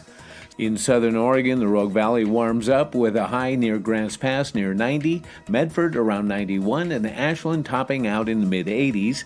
Klamath Falls stays sunny with highs reaching the upper 80s. Northern California heats up quickly with sunny skies in Wairika and a high near 91, while Redding and Chico move into the upper 90s. Mostly sunny but cooler in Fort Bragg with a high near 60. Around the Bay Area, patchy morning fog gives way to sunshine and low to mid-80s for Santa Rosa and Napa, decreasing clouds in San Francisco and low 70s, and sunny in San Jose with a high near 88. Central California stays hot from Sacramento and Stockton with highs in the mid to upper 90s, through Fresno, Visalia, and Bakersfield with triple digits near 102 or 103, with a light south wind and lows in the 60s. It's a snapshot of your Monday weather from Grange Co-op. Time to look back today to May 11th, 1947, when a simple idea literally rolled the auto industry into the future. The B.F. Goodrich Company announced the development of the tubeless tire, a breakthrough that made driving safer, smoother, and far more reliable. Before that, tires relied on an inner tube filled with air. But if the tube was punctured, drivers could face sudden blowouts and dangerous flats. The new tubeless design sealed air directly inside the tire itself, dramatically reducing blowouts and helping tires hold pressure longer. To prove it worked, while waiting for the patent office approval, the tires underwent high-speed testing on taxis, police cars, and everyday drivers across Ohio. The results were so impressive that by the mid-1950s, tubeless tires became standard on most new cars. And there's another twist to the story. The technology paved the way for the modern radial ply tire, later perfected by Michelin, a design still used on nearly every passenger vehicle today. One innovation that changed the ride for millions of drivers around the world. How about that? Except when they did that, it really hurt a lot of us kids, because where are you going to get your tubes? Where do you get your tubes to go floating in the creek? Or tubing down the hill? Yeah, we used to go to the tire stores and they'd pull out those old tubes that had holes in them. Yeah. We'd patch them up, get it all together and take it down. No more of that. All right. Now you got to go down to Walmart and buy one. There you go. Yeah. So I asked Jerry during that story, who's number one in tires today? And we're kind of debating who it might be, or we're kind of thinking maybe Michelin. Well, that's who comes to my mind. Yeah. You have Firestone, Yep. you have Goodrich. Right. Yeah, BF Goodrich, yeah. You got all these other guys out there. Yeah. And then you got a bunch of, don't you have China and Japanese made tires out there? Yeah, like, Toyo or, something. And so do you buy by brand or do you buy by sale?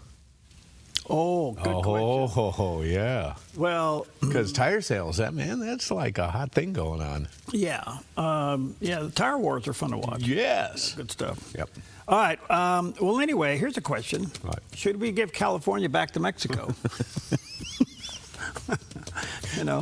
I've often thought we ought to give it to China just to settle the debt, but we don't want. China's already in there at another level. We don't need that. Oh, yeah. I realize this is tongue-in-cheek, but PragerU sent one of their reporters to Cal State Northridge and asked the question, should we give California back to Mexico? So here's what your $50,000 a year students are learning. Do you think the U.S. should give California back to Mexico?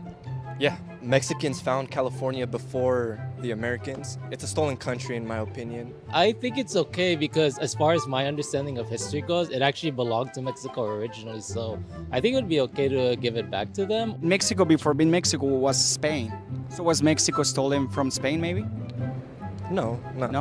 Knowing the history that we have now, it's kind of a gray area. So you would be happy with California becoming state of Mexico? I don't know if I'd necessarily be happy about it, but I would say it would be worth a try at least just to see where it goes. California should still improve. Yeah, of course, I agree 100%. For sure. Like the homeless people. Yeah, that. The cost of living, inflation. Inflation as well. Crime too. Mm-hmm. Why do you think so many people still today, or even today more than ever, Hispanics specifically, immigrants, try to come to the U.S.? my dad's side was actually from El Salvador, and part of the reason they did move over here was to try to make a more sustainable lifestyle than what they could over at the country that they were living at the time. California would be safer if it was part of Mexico with, the policies that they have, the system in place that they have, the cartels.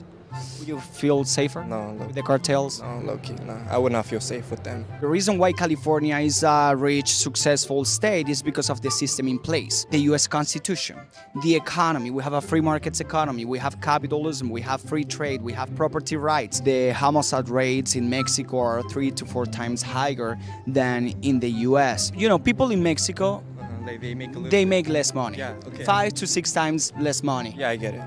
If California becomes part of Mexico, you think that would be... No, it wouldn't be good. Do you think California would be better off as part of Mexico?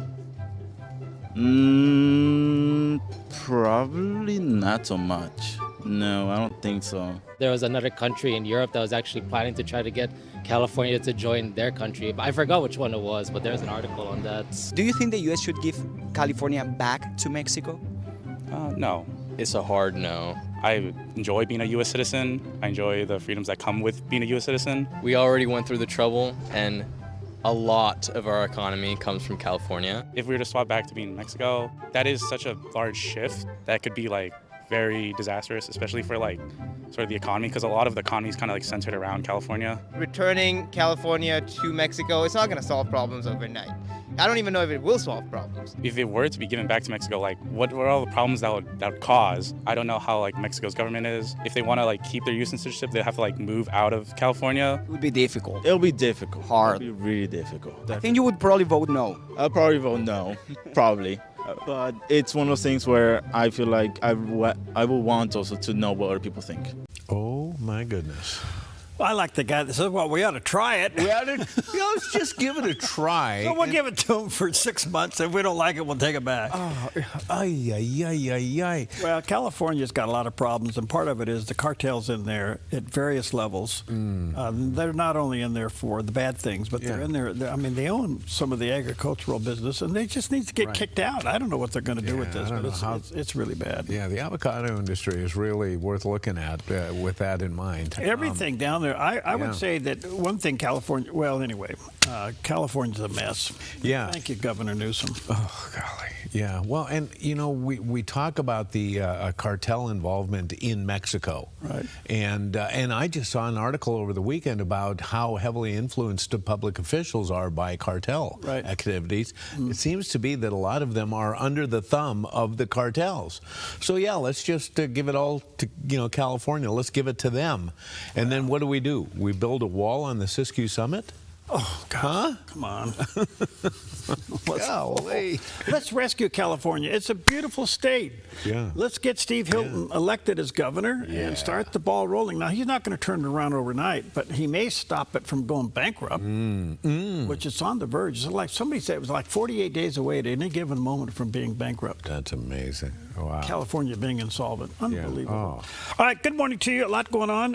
Joshua Phillips will be with us. Always good to have him. He's quite the guy. And then Nan Zhu will be with us. Both these guys are with Epoch Times, so various levels.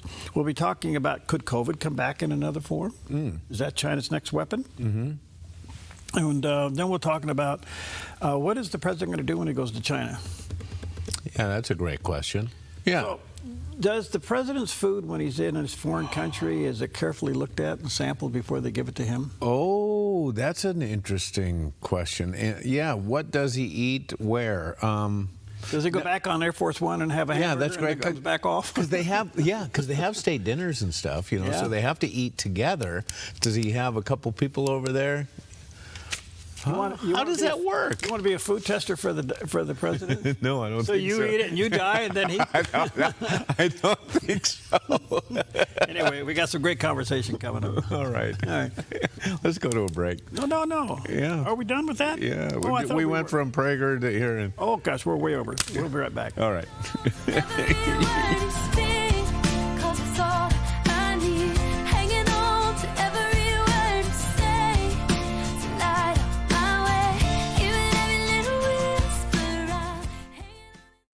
The threat of wildfire poses a growing risk to Oregonians. You can prepare now by taking 3 important steps. Create a home inventory, make copies of important financial records, and contact your insurance company to make sure you have the right amounts and types of home insurance coverage. Be wildfire ready by being insurance ready. Visit dfr.oregon.gov/prepare now to learn how. Jerry's Historical Archives. U.S. History. Great moments in time. Record breakers. Our music through the years. Historic leaders. Moments to remember. Go back in time. Back in the day. TV shows of the past. Nostalgia. It's a wonderful trip down memory lane with fun and interesting stories you might not know about. Relive the past and learn something new. Open up Jerry's Historical Archives. Weekdays only on Mornings on the Dove. Have you seen Mornings on the Dove? Another attempt on President Trump's life over the weekend. I think they hate this man so much that at any cost, at any excuse, any way, they want him gone. I think the real reason here is that he's taken 60 years of the slow evolution of the democratic stronghold in America with corruption and fraud and the advancement of socialism and turned it upside down.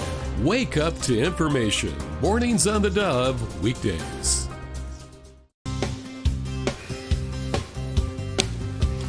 Welcome back. 9 minutes before the top of the hour. TDS. Oh, gosh. What is it? Trump derangement syndrome. It is a contagion that is spreading and has spread in certain elements of our society. Okay. Now, I could probably give a DS, put another letter in front of DS. Okay. Of somebody that you don't like, and you'd have the same symptoms, right?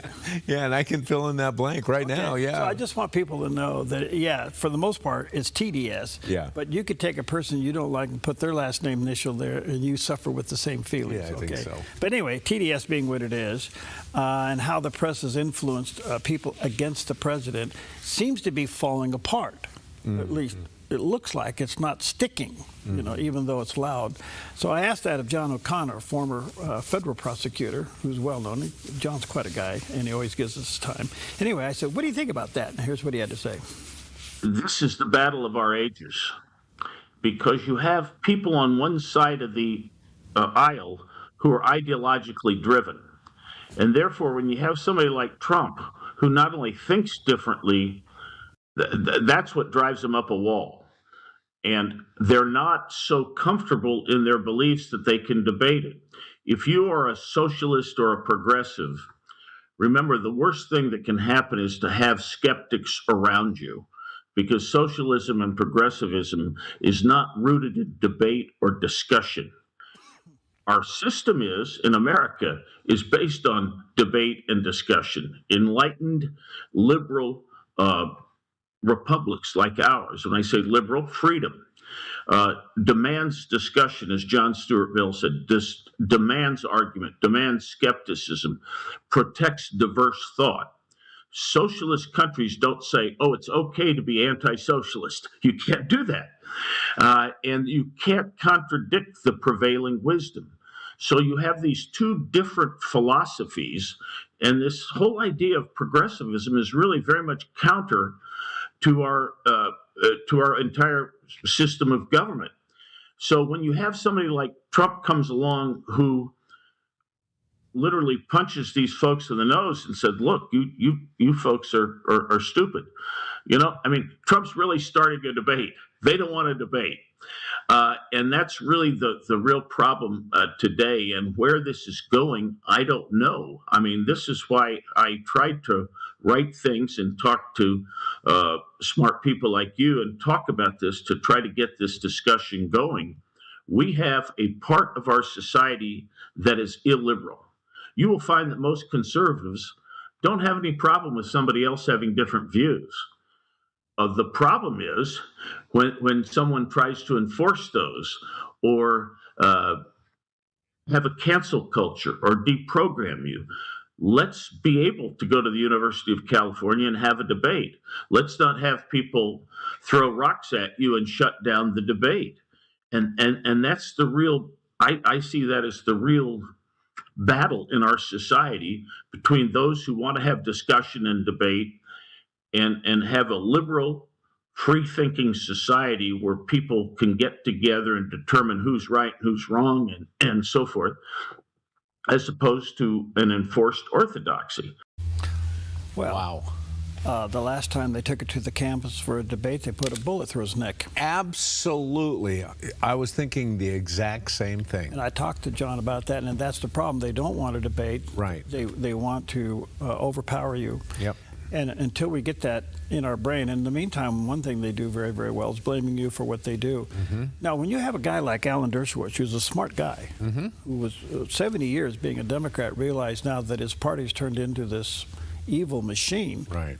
He's left it. Yeah. And he was going to go independent, but now he's going Republican. Not that the Republican Party is an angel. That's not it at all. It's just that it's unwavering in its principles. Mm-hmm. At least it's supposed to be. Mm. And so the point is that can we ever return to civil discourse? Can we ever return to civil debate?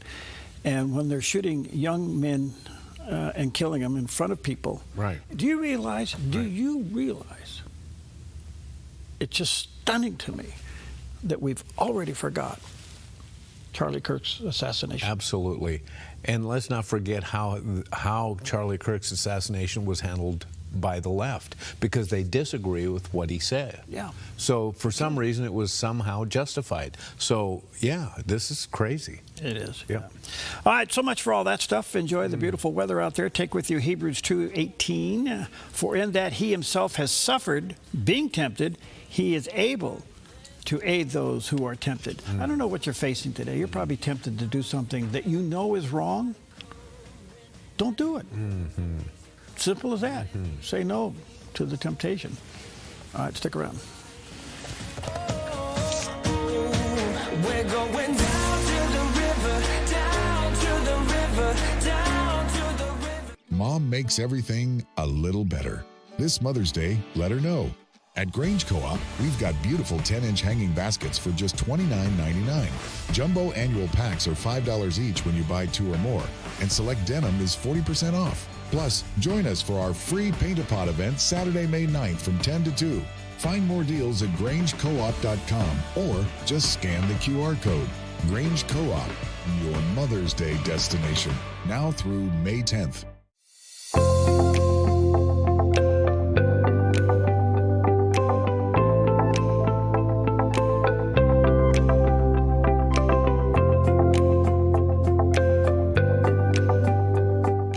The 71.5 Golf Challenge arrives Saturday, May 16th with a 4-person scramble, morning and afternoon shotguns, and a 6:30 award social. Register your team by April 1st for an early bird special. Score the team player pack for just $20 instead of $100 with the code EARLYBIRDIE. Become a sponsor and help kids across Southern Oregon. Visit 715.org or call 541-779-3275. At the 71.5 Golf Challenge, your drive saves lives. Stewardship begins with the knowledge that nothing belongs to us, but everything belongs to the Lord. This helps us to run a business not in the fear of lack, but in the assurance of His care and provision. Such a perspective eliminates the drive to sell and replaces it with a heart that says serve. This begins with serving our clients and coworkers with integrity and genuine care. That's why McKelly's is automotive service with a heart for God, and treating others as we ourselves would want to be treated. Our promise is to never sell our clients anything we don't believe they need. Another is to do all we can to meet other needs, such as shuttle service and loaner cars, or taking the time to really listen, even at times praying with our customers. Sometimes this means sacrifice, going above and beyond, but that's why I work for Kelly's Automotive Service, honoring God while serving people with honesty and integrity. Jerry's Historical Archives. Moments to remember. Go back in time. Back in the day. TV shows of the past. Relive the past and learn something new. Open up Jerry's Historical Archives, weekdays only on Mornings on the Dove. Bringing clarity to cultural confusion. Stand in the Gap, Wednesdays and Thursdays on the Dove TV. Encouraging and informative.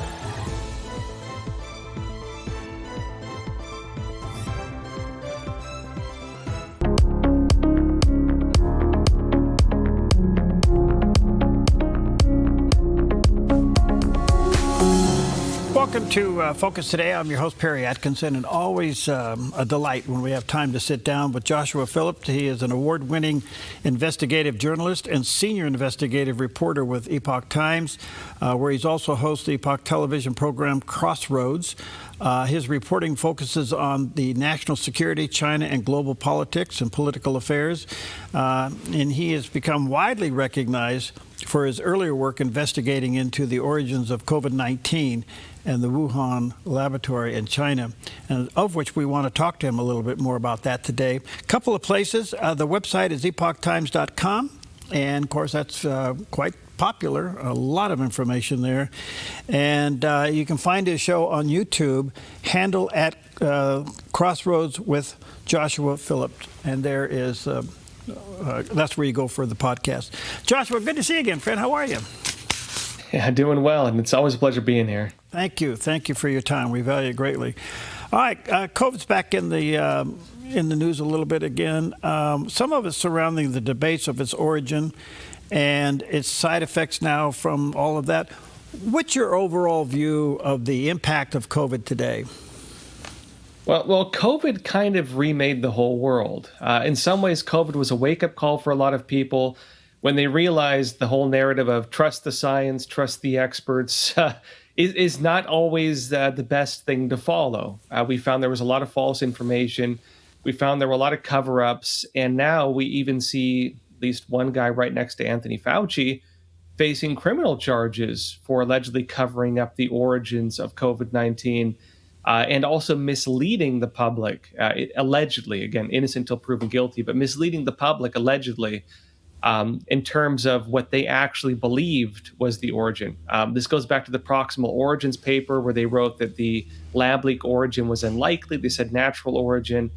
To this day, they still don't have a narrative on where COVID came from, which is kind of ridiculous. But I think the evidence now shows it probably came from a Chinese lab. Couple more basic questions. A lot more coming out on the so-called vaccine and the side effects and the after effects. Some of it's pretty devastating. What's your take on that? Well, that was another thing that was, again, trust the science, trust the experts, and a lot of them were not being honest. It turned out that a lot of the data on the actual experiments showed that they were not safe and effective, or at least as safe and effective as was claimed. And we are seeing real threats now from health side effects that people like myself are warning about. Myocarditis, long-term effects of the vaccines, and also other possible dangers to the immune system and otherwise. I mean, it's kind of crazy actually, because a lot of this was forced on people. Many people did not want to get the vaccine, or they were watching TV. They didn't know what was going on. They were hearing all these rumors and they said, you know what, I need to protect myself and my family. They got it. And a lot of people regret it now. So, we'll see if there are lawsuits. We'll see what's done about it. But this was, again, in some ways, just a mass kind of human experiment where a vaccine was rolled out very rapidly. A lot of the safeguards were pulled down, and we're now seeing there are consequences of that. I have to ask you the question because you've done so much research on that and you're noted for it. Do you believe that COVID was 19 released on the world was intentional? I do. So if you wanted to get my personal theory in COVID-19, I believe it was a natural virus. I believe it came from the horseshoe bat, which was, of course, research in China being done on it. They got it from this bat cave. Dr. Xi Jinping found it, wrote a big paper about it. They then did experiments at this Wuhan Institute of Virology to do gain of function research, other research to make this virus more transmissible to humans. Evidence inside China showed there was a likely virus leak from that lab, an attempted cover up, which was done kind of haphazardly. But to your point, was it spread intentionally? I would say we could say this definitively, and here's why. The Chinese Communist Party, whether we believe this was natural or man-made or anything, what we can say is this: the Chinese Communist Party in the early days of the virus, they locked down travel within China, and then they allowed travel outside of China. And while they allowed travel outside of China, in other words, allowing people possibly at risk of having the virus, which is why they were so concerned they locked it down in China, they then began cornering the market on PPE, personal protective equipment, buying up gear, protective equipment, face masks, protective gear for doctors, and began cornering the market. They were preparing effectively for a global pandemic, which they were seeding by doing this, by allowing travel outside of China, while actually trying to get themselves a diplomatic hand and an economic hand where they could create a global economic crisis and a medical crisis and then control it. This is, I think, undeniable that they did this. Is there a direct connection between Dr. Fauci and the Wuhan lab? The closest we have is, of course, the cover-up of gain-of-function research that was being done and money being given through these government institutions to these Chinese laboratories. There were issues, for example, of Fauci. The big argument is, did he lie to Congress about gain-of-function research? Many people argue he did. I'd say innocent until proven guilty. But what we can say is that he did, in some of his writings, he did not say gain of function directly, but rather than say it, he actually explained what it was. So he gave a description of something rather than naming it. And the question is, were they funding then illegal research and so on, while just not calling it that? I think today is maybe the last day where Fauci could face charges based on allegedly lying to Congress. Many people are pushing for it. Biden, of course, pardoned him. So we'll see if that takes place. Is there a threat of another virus out there? I think there is, and there always is. In the U.S., we just found these 2 Chinese virus labs operating in the United States. The first one was, of course, in Southern California. The second one was just found in Las Vegas, operated by the same Chinese national. And it turns out that they had live COVID-19 at the one in California. I actually went there personally to investigate it afterwards. The hard reality is we heard rumors that they had Ebola there, other possibly dangerous pathogens. The reality is we will never know because all of the samples were destroyed before they could be tested. Long story short, local officials raised concerns with the Center for with the U.S. government. They hung up the phone on the local officials. Local officials had to call in a virus disposal company to destroy everything. And with the Las Vegas lab, the FBI did seize the virus, chemicals, whatever they were. We do not yet know what was there. Through my own sources, I'm aware that they have found several possibly very dangerous pathogens. I believe this will be released publicly within probably the next couple months. So what is the purpose of these labs, or what were they trying to say they were in business doing? The 2 labs that were discovered in the United States, run by the Chinese national, they were basically making, allegedly, right, counterfeit COVID test kits. So they had humanized mice, they had all these live viruses, refrigerators of unknown toxins and chemicals, and who knows what else. They were never tested. They had HIV and all kinds of crazy stuff that was known. And effectively, they were, the way you create the test kits with COVID-19, for example, is you inject them, you infect humanized mice, you then take a part of the mice, you put it on these test kits, and then you sell them, basically. And so they were selling these counterfeit test kits on the internet and trying to get government kickbacks on different programs that were created to incentivize people doing medical experiments on these types of things. It was a big kind of money scheme. That does not explain a lot of the other possible viruses that have allegedly been found. And so, to the full part of the question, we don't actually know what they were doing there. There's no clear answer on why they had some of the viruses that they did have. I guess with the distrust of government handling COVID-19, could we ever, and one of the side effects of COVID-19 was to see how much control government could put on people. There's no question about that. So if another virus breaks out, and they're going to try to use that to control people again, and yet the trust level of American citizens is at an all-time low, where could that go? Well, there's two ways to look at it. On one side, look, a lot of people feel that they were bamboozled, maybe is the best word for it. Yeah, right.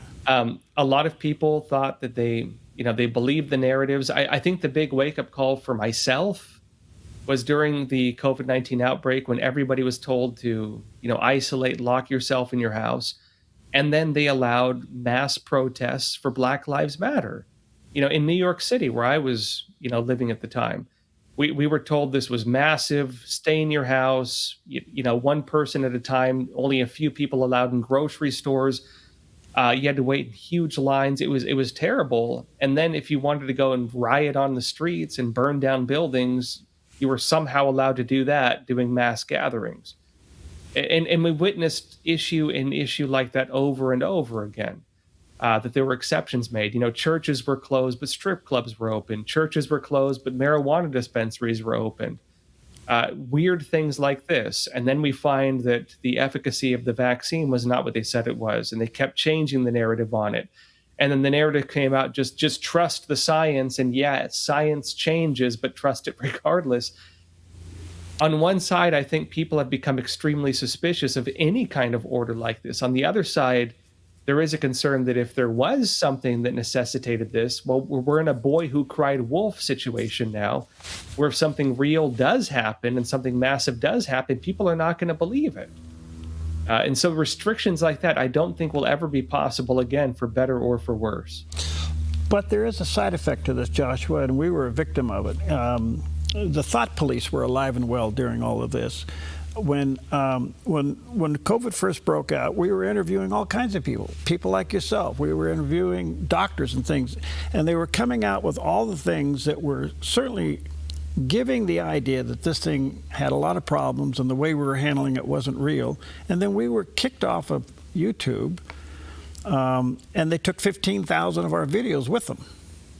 Okay? So the thought police were saying, you're disseminating disinformation. So they became the arbiters of what was truth. I mean, that could happen again.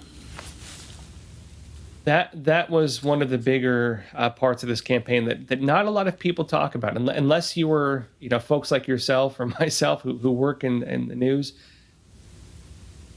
When you see it directly, you really see it for what it was. And so, I was also censored. My documentary investigating the origins, which I did about 2 months into the whole outbreak, I think the first one that really posted everything out there, everything we published in there has to this day been proven true, but I was deplatformed for it. And like you said, interviewing experts, Dr. Malone, Peter McCullough, these individuals, everything they said, for the most, as far as I can see, it was true. They were deplatformed. They were targeted with censorship campaigns. Anybody who was talking about alternative medications, hydroxychloroquine, for example, they were deplatformed, censored, attacked publicly for it, ridiculed. And it turns out they were right. New medical data coming out now shows that stuff actually was effective. And so, this goes back to something that wasn't really talked about also. The World Health Organization, alongside declaring a pandemic for the virus, also declared what they called the infodemic, the information pandemic. Mm-hmm. And that involved a massive global campaign of censorship.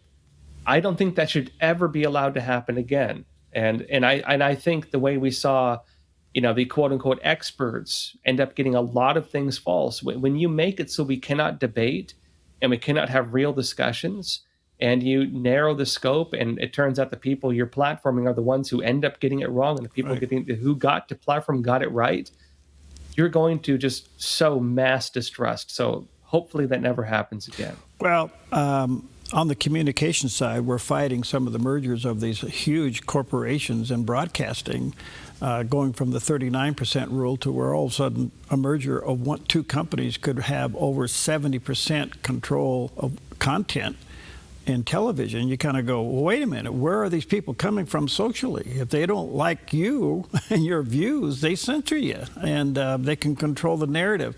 And I don't know. It just seems like to me, we've learned a lot, but could we go through it again? I don't know. It is possible. Just to address it, I'm sure a lot of people are wondering about the hantavirus, the rat virus, as people are calling it. There's a lot of disinformation. There's a lot of scaremongering. There's a lot of people trying to drive clicks. In reality, that virus, according to the CDC, which has now made this official, you need prolonged direct contact, even with human-to-human transmission.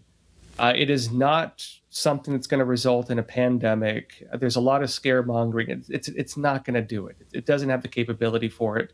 It's not that kind of virus. The idea that we could see another pandemic, maybe a reemergence of COVID-19, that is possible because it's still mutating. And of course, we do have information that there's probably still issues in China with it. So, yeah, the risk is there. Yeah. But of course, I think we need to be discerning with where we point for that, like with the hantavirus, for example. All right, let me take a quick break. Check out Joshua's website, theepochtimes.com, where he is the senior investigative reporter, and you can check out his podcast or his show there on YouTube. Handle at Crossroads with Joshua Phillips. We'll take a quick. We'll be right back.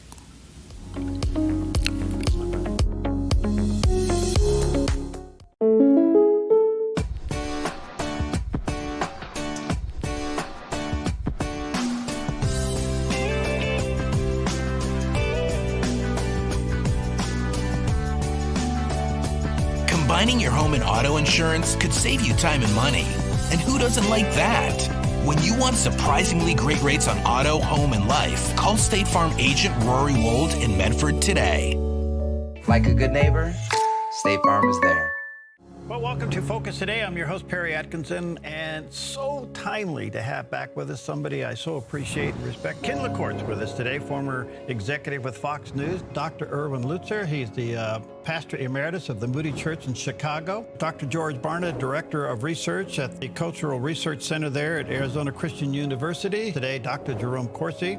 He is an investigative journalist. Dr. Carson is the founder of American Cornerstone Institute. Alan Dershowitz, a lawyer, obviously, a Harvard professor of law. Jenna Ellis, she's a constitutional law attorney and served as the senior legal advisor and personal counsel to former President Donald Trump. It's been a long time. David Limbaugh is back with us. He's a lawyer, political commentator. Dr. Robert Jeffress is with us today, senior pastor there at the First Baptist Church in Dallas. I'm always honored to have evangelist Dr. Elvita King with us. Pastor Mark Little, the pastor, he's an attorney.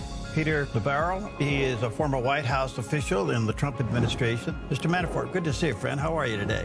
So where do we go from here, Dinesh?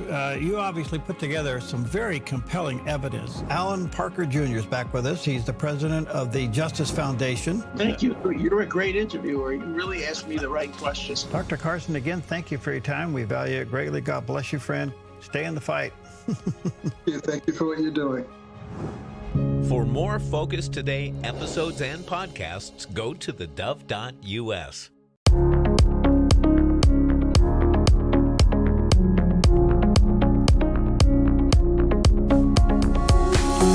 Welcome back. Such an honor to have back with us Joshua Phillips. He is the award-winning investigative journalist and senior investigative reporter for Epoch Times. By the way, it's Philip, not Phillips. I apologize for that. Go to epochtimes.com is the website. Joshua, I want to come back to Dr. Fauci and his former advisor now facing indictment. Could you have somebody that close to you and not know what they're doing? In my personal opinion, no, you could not. I would personally believe that he would know this. And Okay, as an investigative journalist, I was, of course, looking into this pretty heavily. I can tell you about their actual communications. So, a lot of the focus of did they know about COVID origins, did they lie about it, goes back to some of the email exchanges they had when they were releasing a paper called Proximal Origins. The Proximal Origins paper was the investigation and official government statement on possible origins of COVID 19. And as many of us remember, they wrote off the idea that this may have come from a laboratory, right? They wrote off the idea and they said it's most likely natural origins. What is then the natural origin? They still have not told us. We still do not have an official narrative on origin of COVID-19. We still don't have a patient zero. We still don't have, was it a bat or a pangolin or whatever else? And if we all remember, the virus sequence was even leaked from China originally. Even Western journals that published it have since deleted it. So why the cover-up? Why the misleading posts? Why all of this? It turns out the Proximal Origins paper, in their communications, they actually did discuss and had stated that, not the exact words, but they did believe that there was a possible lab leak origin. And so there was a discrepancy between what they were talking about behind closed doors and what they said publicly. And why did they do that? Why was there a cover-up of a possible China origin and a Chinese lab origin especially? We still don't know, but I think that should raise alarms. Why would they not want that to be public? So what's this assistant up for? What's he being indicted for? Well, it's effectively just lying to Congress, covering up this information. Perjury. A lot of it has to do with, of course, the actual communications and some would argue they should maybe face stronger charges than this, but effectively lying to the public about it, covering up these documents and so on. And so behind closed doors, there was evidence and there was information that was being deleted, removed, censored, and hidden from the public. That did suggest that COVID-19 did in fact come from a Chinese laboratory. And if you want to talk about the real concerning part of this, it turns out that if you want to get my personal opinion, I believe they were covering it up because many of them were financing research along these lines at that Chinese laboratory. There was direct financial interest, direct personal interest, and maybe even a cover-up of gain-of-function research, which they were not supposed to be funding or doing in relation to themselves and this Chinese laboratory where the virus very likely came from. So I think that's going to be the bigger question. Was their personal interest covering up their own actions? I want to come to gain-of-function in just a moment. One other question. Well, I'll just ask it. Your personal opinion of Dr. Fauci's handling of all of this?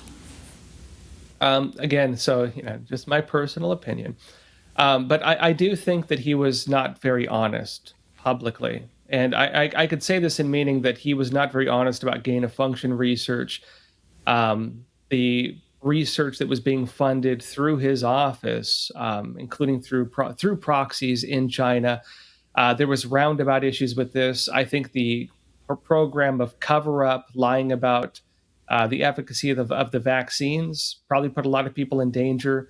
The following of WHO policy, the bigger picture with it is this: the World Health Organization could not demonstrate independence from the Chinese Communist Party. It was effectively a sock puppet.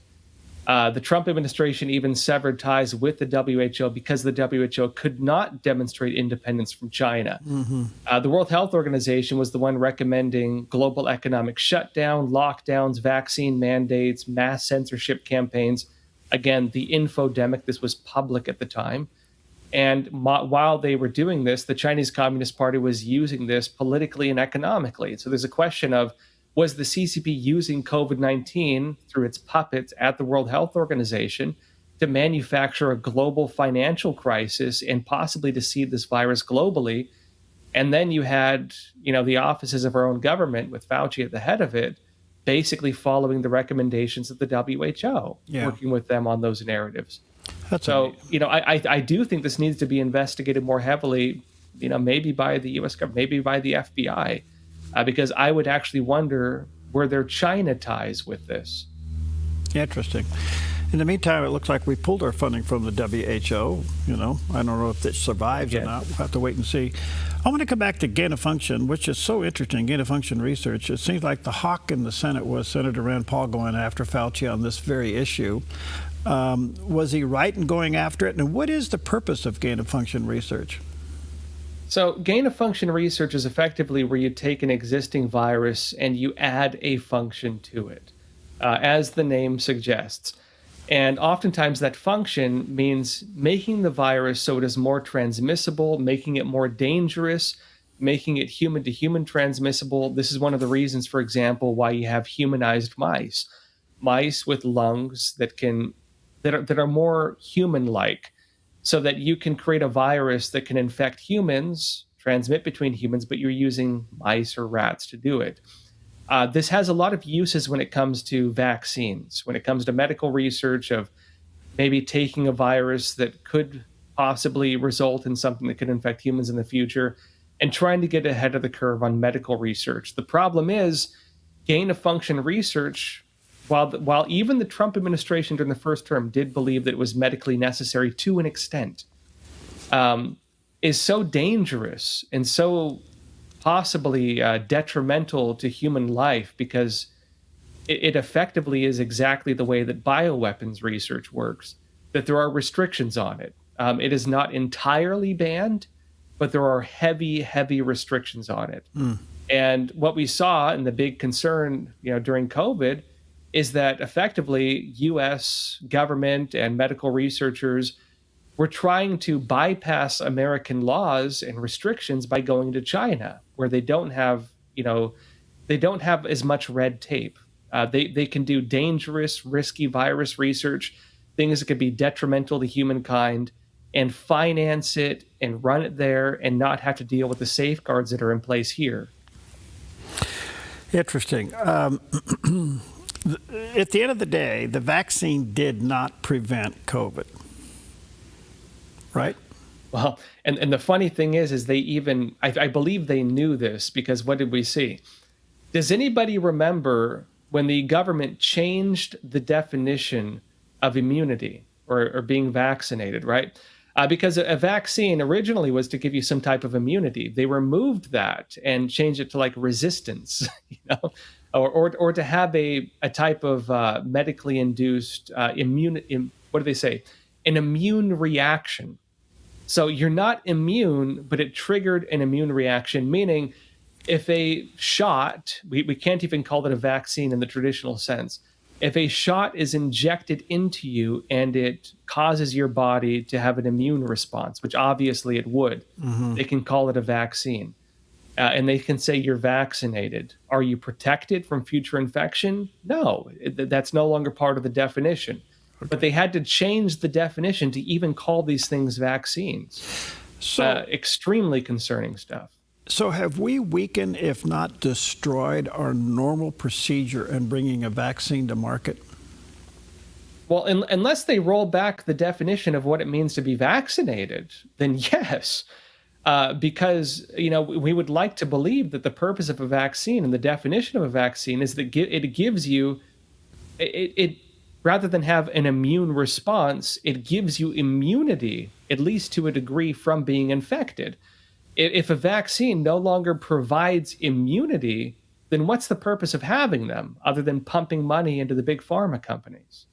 Yeah, and that's my question, because normally vaccine takes years of research and development and testing, and yet this thing was brought to market within months and said, there's actual people saying it'll prevent, and it didn't. In fact, now the side effects are really quite concerning. So I'm just wondering, have we destroyed our own system of bringing a vaccine to market? I don't think entirely. On President Donald Trump's side, he still praises Operation Warp Speed. He believes that this still did prevent a lot of deaths. Was that the case? Well, COVID-19 didn't turn out to be as detrimental, at least in the West, as we believed it would. So I don't know. Maybe that played a part in it. We may never know. In terms of what we do know about the vaccine, I do not believe that was the case. I don't think it was effective. But on the other side, Trump defending Operation Warp Speed, his argument is being able to pump out a vaccine very quickly may actually be beneficial in the future. But what he was against was the mandates. Yeah. The argument is, can you make your own decisions? Should you be able to make your own medical decisions? Or can you and should you be forced to get vaccinated during an incident like that? A couple of quick questions because I got to go. So it appears to me that obviously some cover-up came down on this. Fauci's involved. His advisor could be indicted. Gain of function ended up being thrown into the ditch. Something has got to be brought to justice here. And the question is, do you think it will happen? Somewhere along the line, this whole thing, I mean, the COVID-19 itself obviously was a problem. The management was a whole nother can of worms, and the lying and the cover-up is another can of worms. Do you think any justice will be brought from this? Well, we've seen the one charge. I personally believe we should see a lot more charges. And I'm not talking about this in terms of revenge. I'm talking about this in terms of making sure this never happens again. Right. The censorship, the lying, the manufacturing of a public health crisis, the actions taken to shut down churches, the denial of rights on freedom of speech and freedom of belief, the denial of rights in terms of whether you believe, because again, religious protection would normally protect you from being injected with a vaccine, especially if it goes against your religious views, whether that be the use of fetal tissues, aborted babies, in terms of the medical research, or you just don't believe you should have that. Right. All of these rights were denied for Americans, and nobody has faced justice for the denial of rights of Americans. And my concern is if justice is not brought, we will see these policies be brought back out again because nobody was held to account. That's so well said. Thank you, Joshua. God bless you, my friend. Thanks for your time. Let me say, our viewers and listeners, check out the website, and that is theepochtimes.com. Check out his show on YouTube, handle at Crossroads with Joshua Phillip, and you can watch it there. Thank you, friend, for your time. God bless you. Always a pleasure.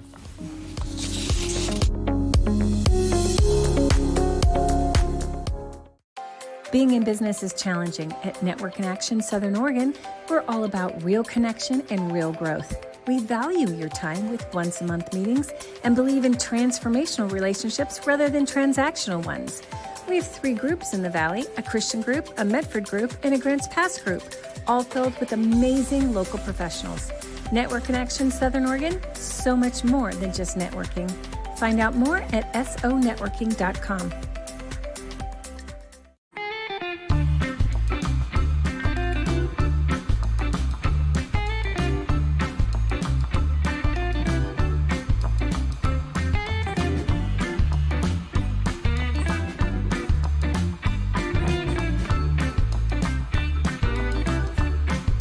If you don't drive it, donate it. By supporting us, you'll get even more mileage out of it. Thank you from the Dove TV. Once again, our very own Dove TV was recognized for excellence by the National Religious Broadcasters with the prestigious Station of the Year Award for 2026. And this year's recipient of TV Station of the Year Award is Dove TV. This makes 9 times the Dove has been honored by our peers with this celebrated national award. We're grateful, and another reason to stay encouraged and informed by watching and supporting the Dove TV. The Dove TV is pleased to announce we're now seen in the San Francisco, Oakland, San Jose area via a new full-power TV station, KEDB, seen on cable, satellite TV, and over the air.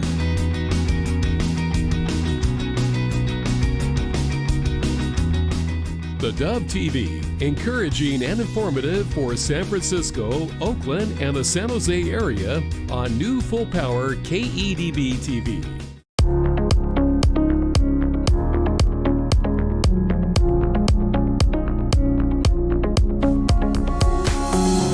Well, welcome back. And we went from one end of the building to the other there at epochtimes.com. And we went over to Nan Su's office. He's across the hall probably from Joshua there.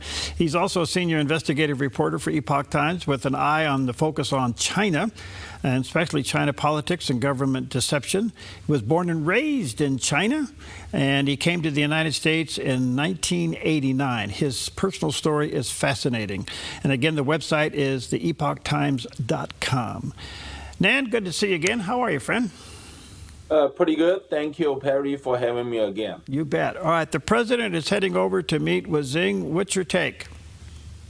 Well, I think it's Trump is in a much better position comparing with the time before the Iran military operation. So now he has a lot stronger cards in his hand, and hopefully he's going to reach his goals, which I believe is to defend the peace at the Western Pacific. Okay, so does that mean Taiwan?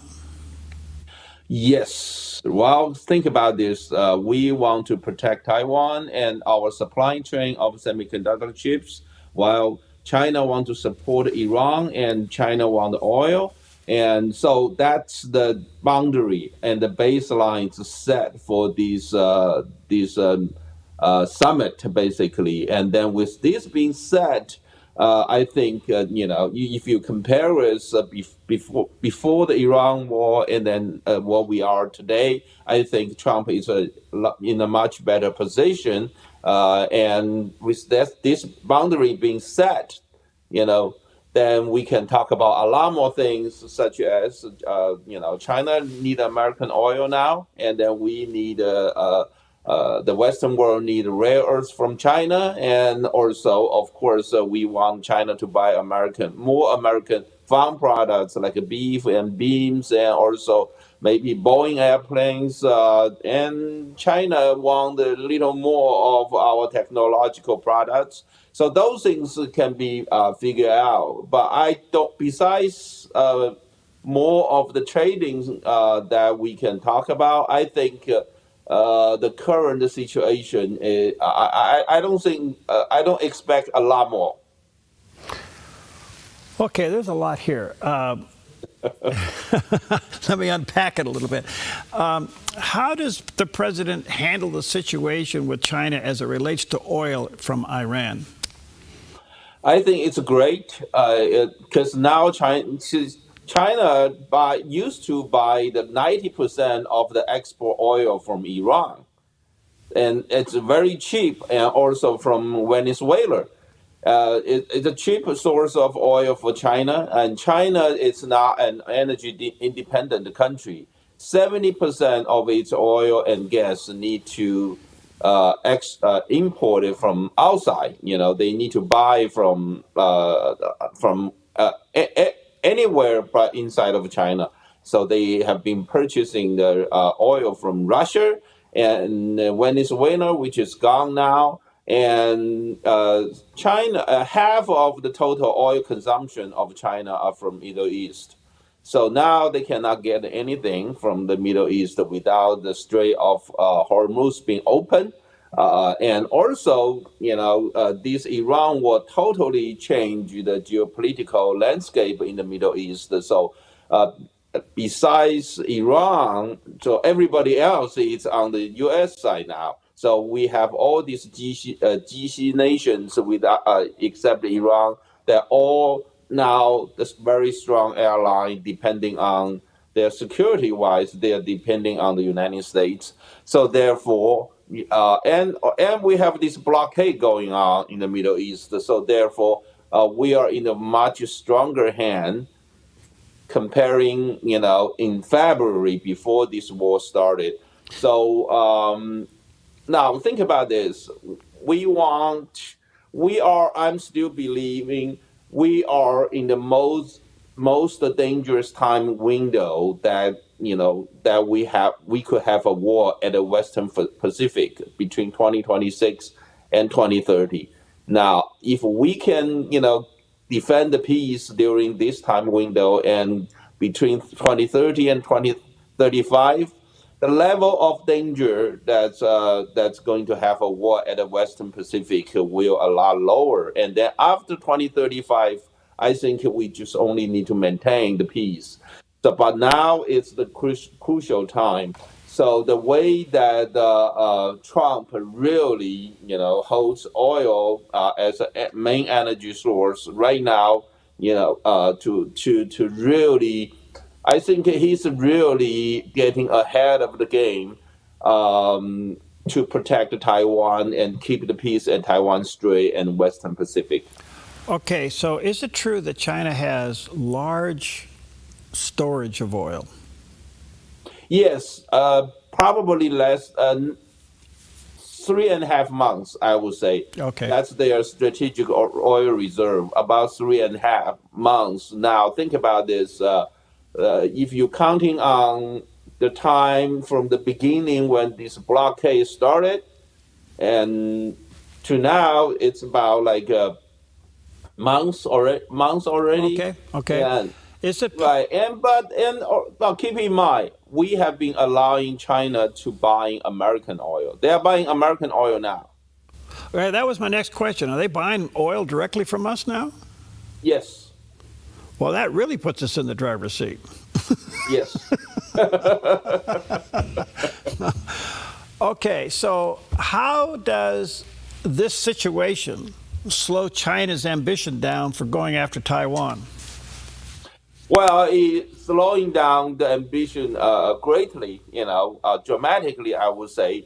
Now, see, used to China's hesitation of going to a war to take, to invade Taiwan is their economic downturn. Ever since the beginning of 2023, China has been in an economic downturn. Actually, somewhere between 2019 and the end of 2022 was the time that China's economy peaked. But we don't know what time exactly it was because it was during the COVID time. It was the lockdown.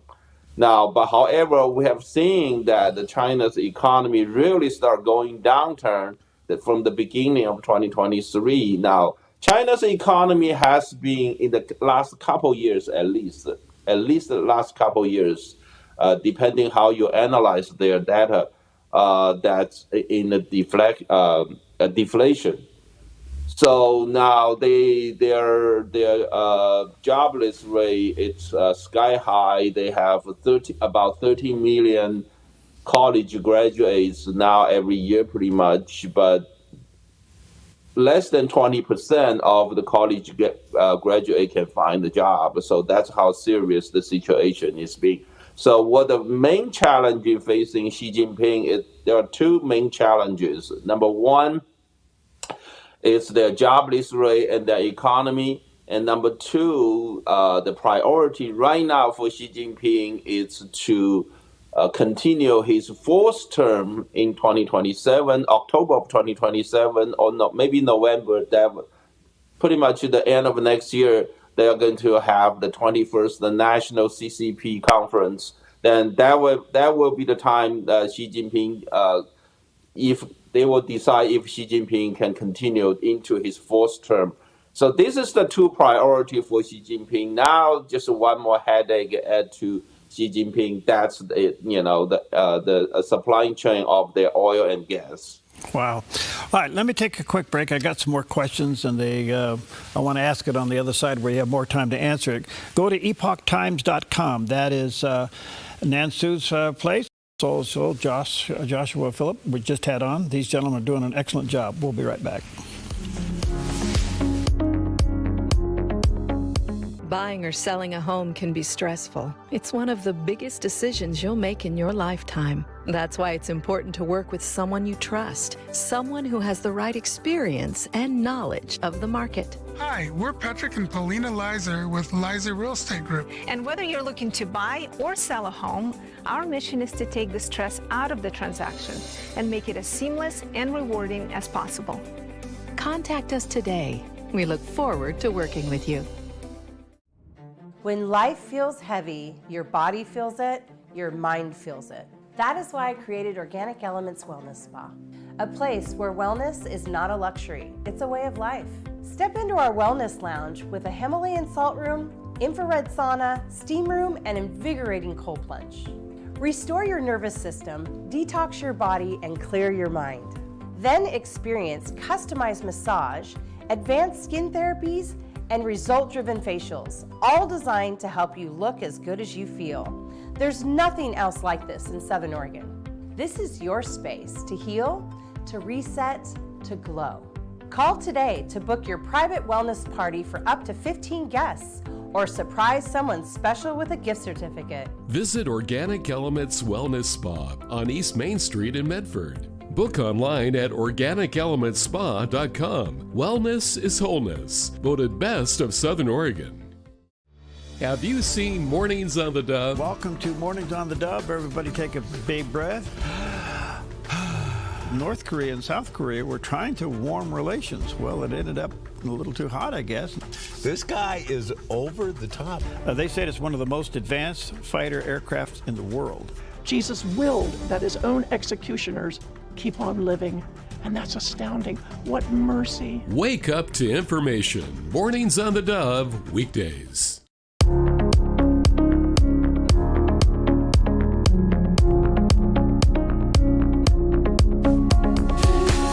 All right, welcome back. What an honor to have with us Nan Sue. He's a senior investigative reporter for Epoch Times. He himself is born and raised in China, came to the United States in 1989. His perspective today is really amazing and greatly valued. Nan Sue, do you think that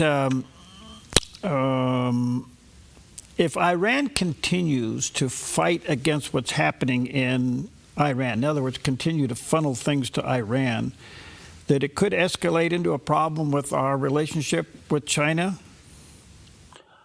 No, I think what has been done in Iran today, it actually make America in a much stronger position. Okay. So because now, if you think about this, China, Iran, Russia, North Korea, that's kind of like so-called emerging Euro-Asian continental power. So these major military operation in Iran really weakened the strength of Iran. And also, if you look at this, the boundary of this continental power, Iran is their western front. Mm-hmm. And now we are effectively, putting all the GC nations on our side.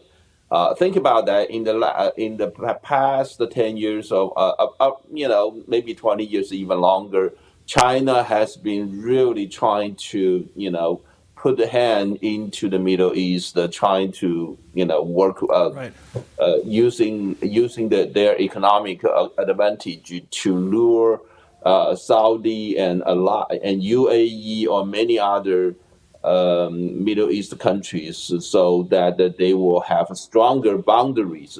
They try to lure all these countries to join the BRICS nation, and also there is a Shanghai Economic Cooperation Summit. This is all the economic platforms created by the CCP. So they're kind of, so all these GC nations, they are kind of getting closer and closer and closer to China. But however, in the last 2 months of this Iran situation going on, all these GC nations, they clearly see who is behind Iran. And Iran is, attack them without differentiation. So I think this is a great advantage that's been created by this major military operation in Iran. It's just amazing because with the war going on in Iran and the shutdown of the Straits, China and Russia have been greatly impacted by their not only getting the oil, but it's impacting their economy.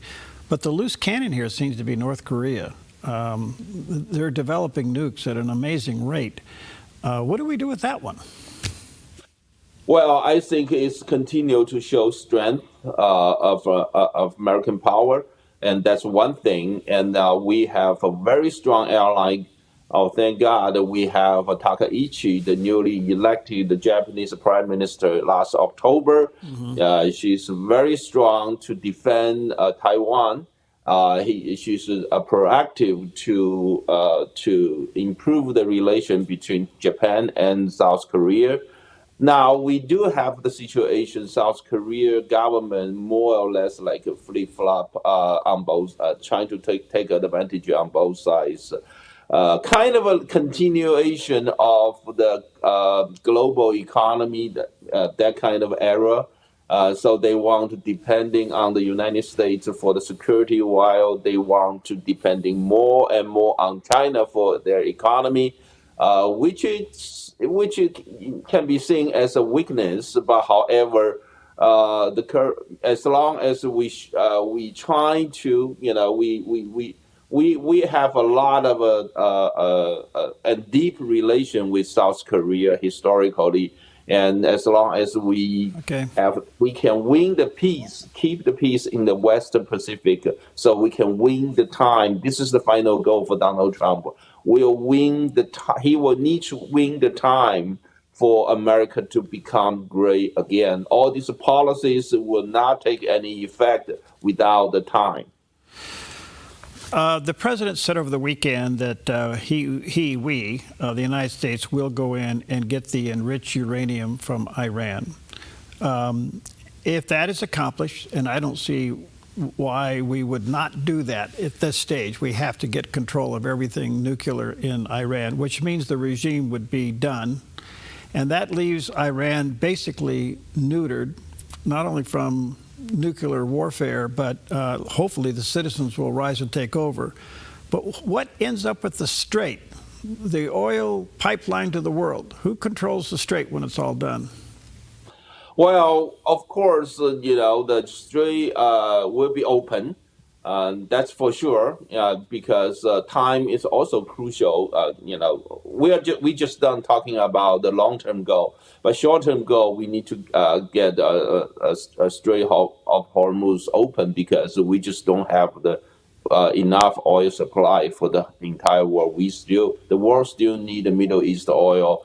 And if we cannot get the strait open for another few months, I would say optimistically in 6 months, that's probably going to be a global economic recession that's coming.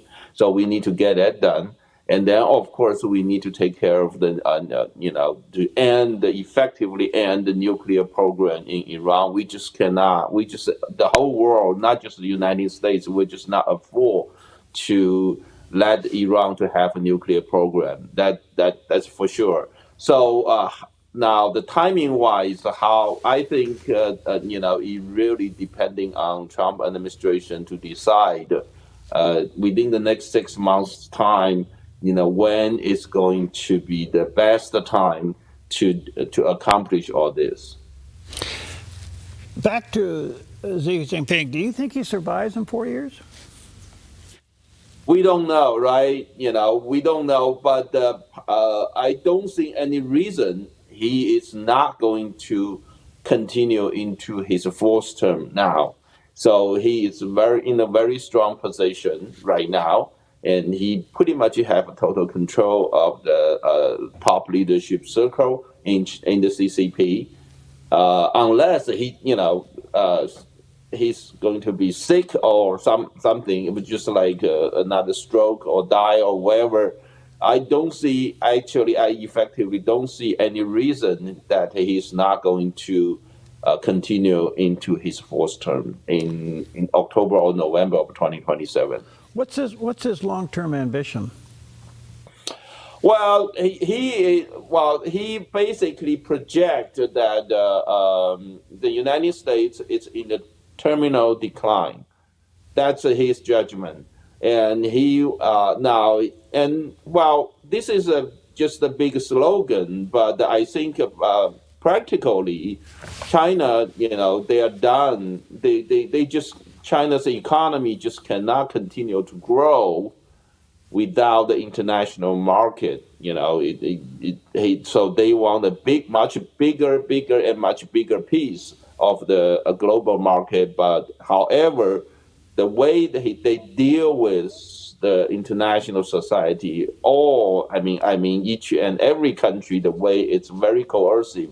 It's in the same way they deal with the Chinese people. The Chinese people totally without basic rights in China now.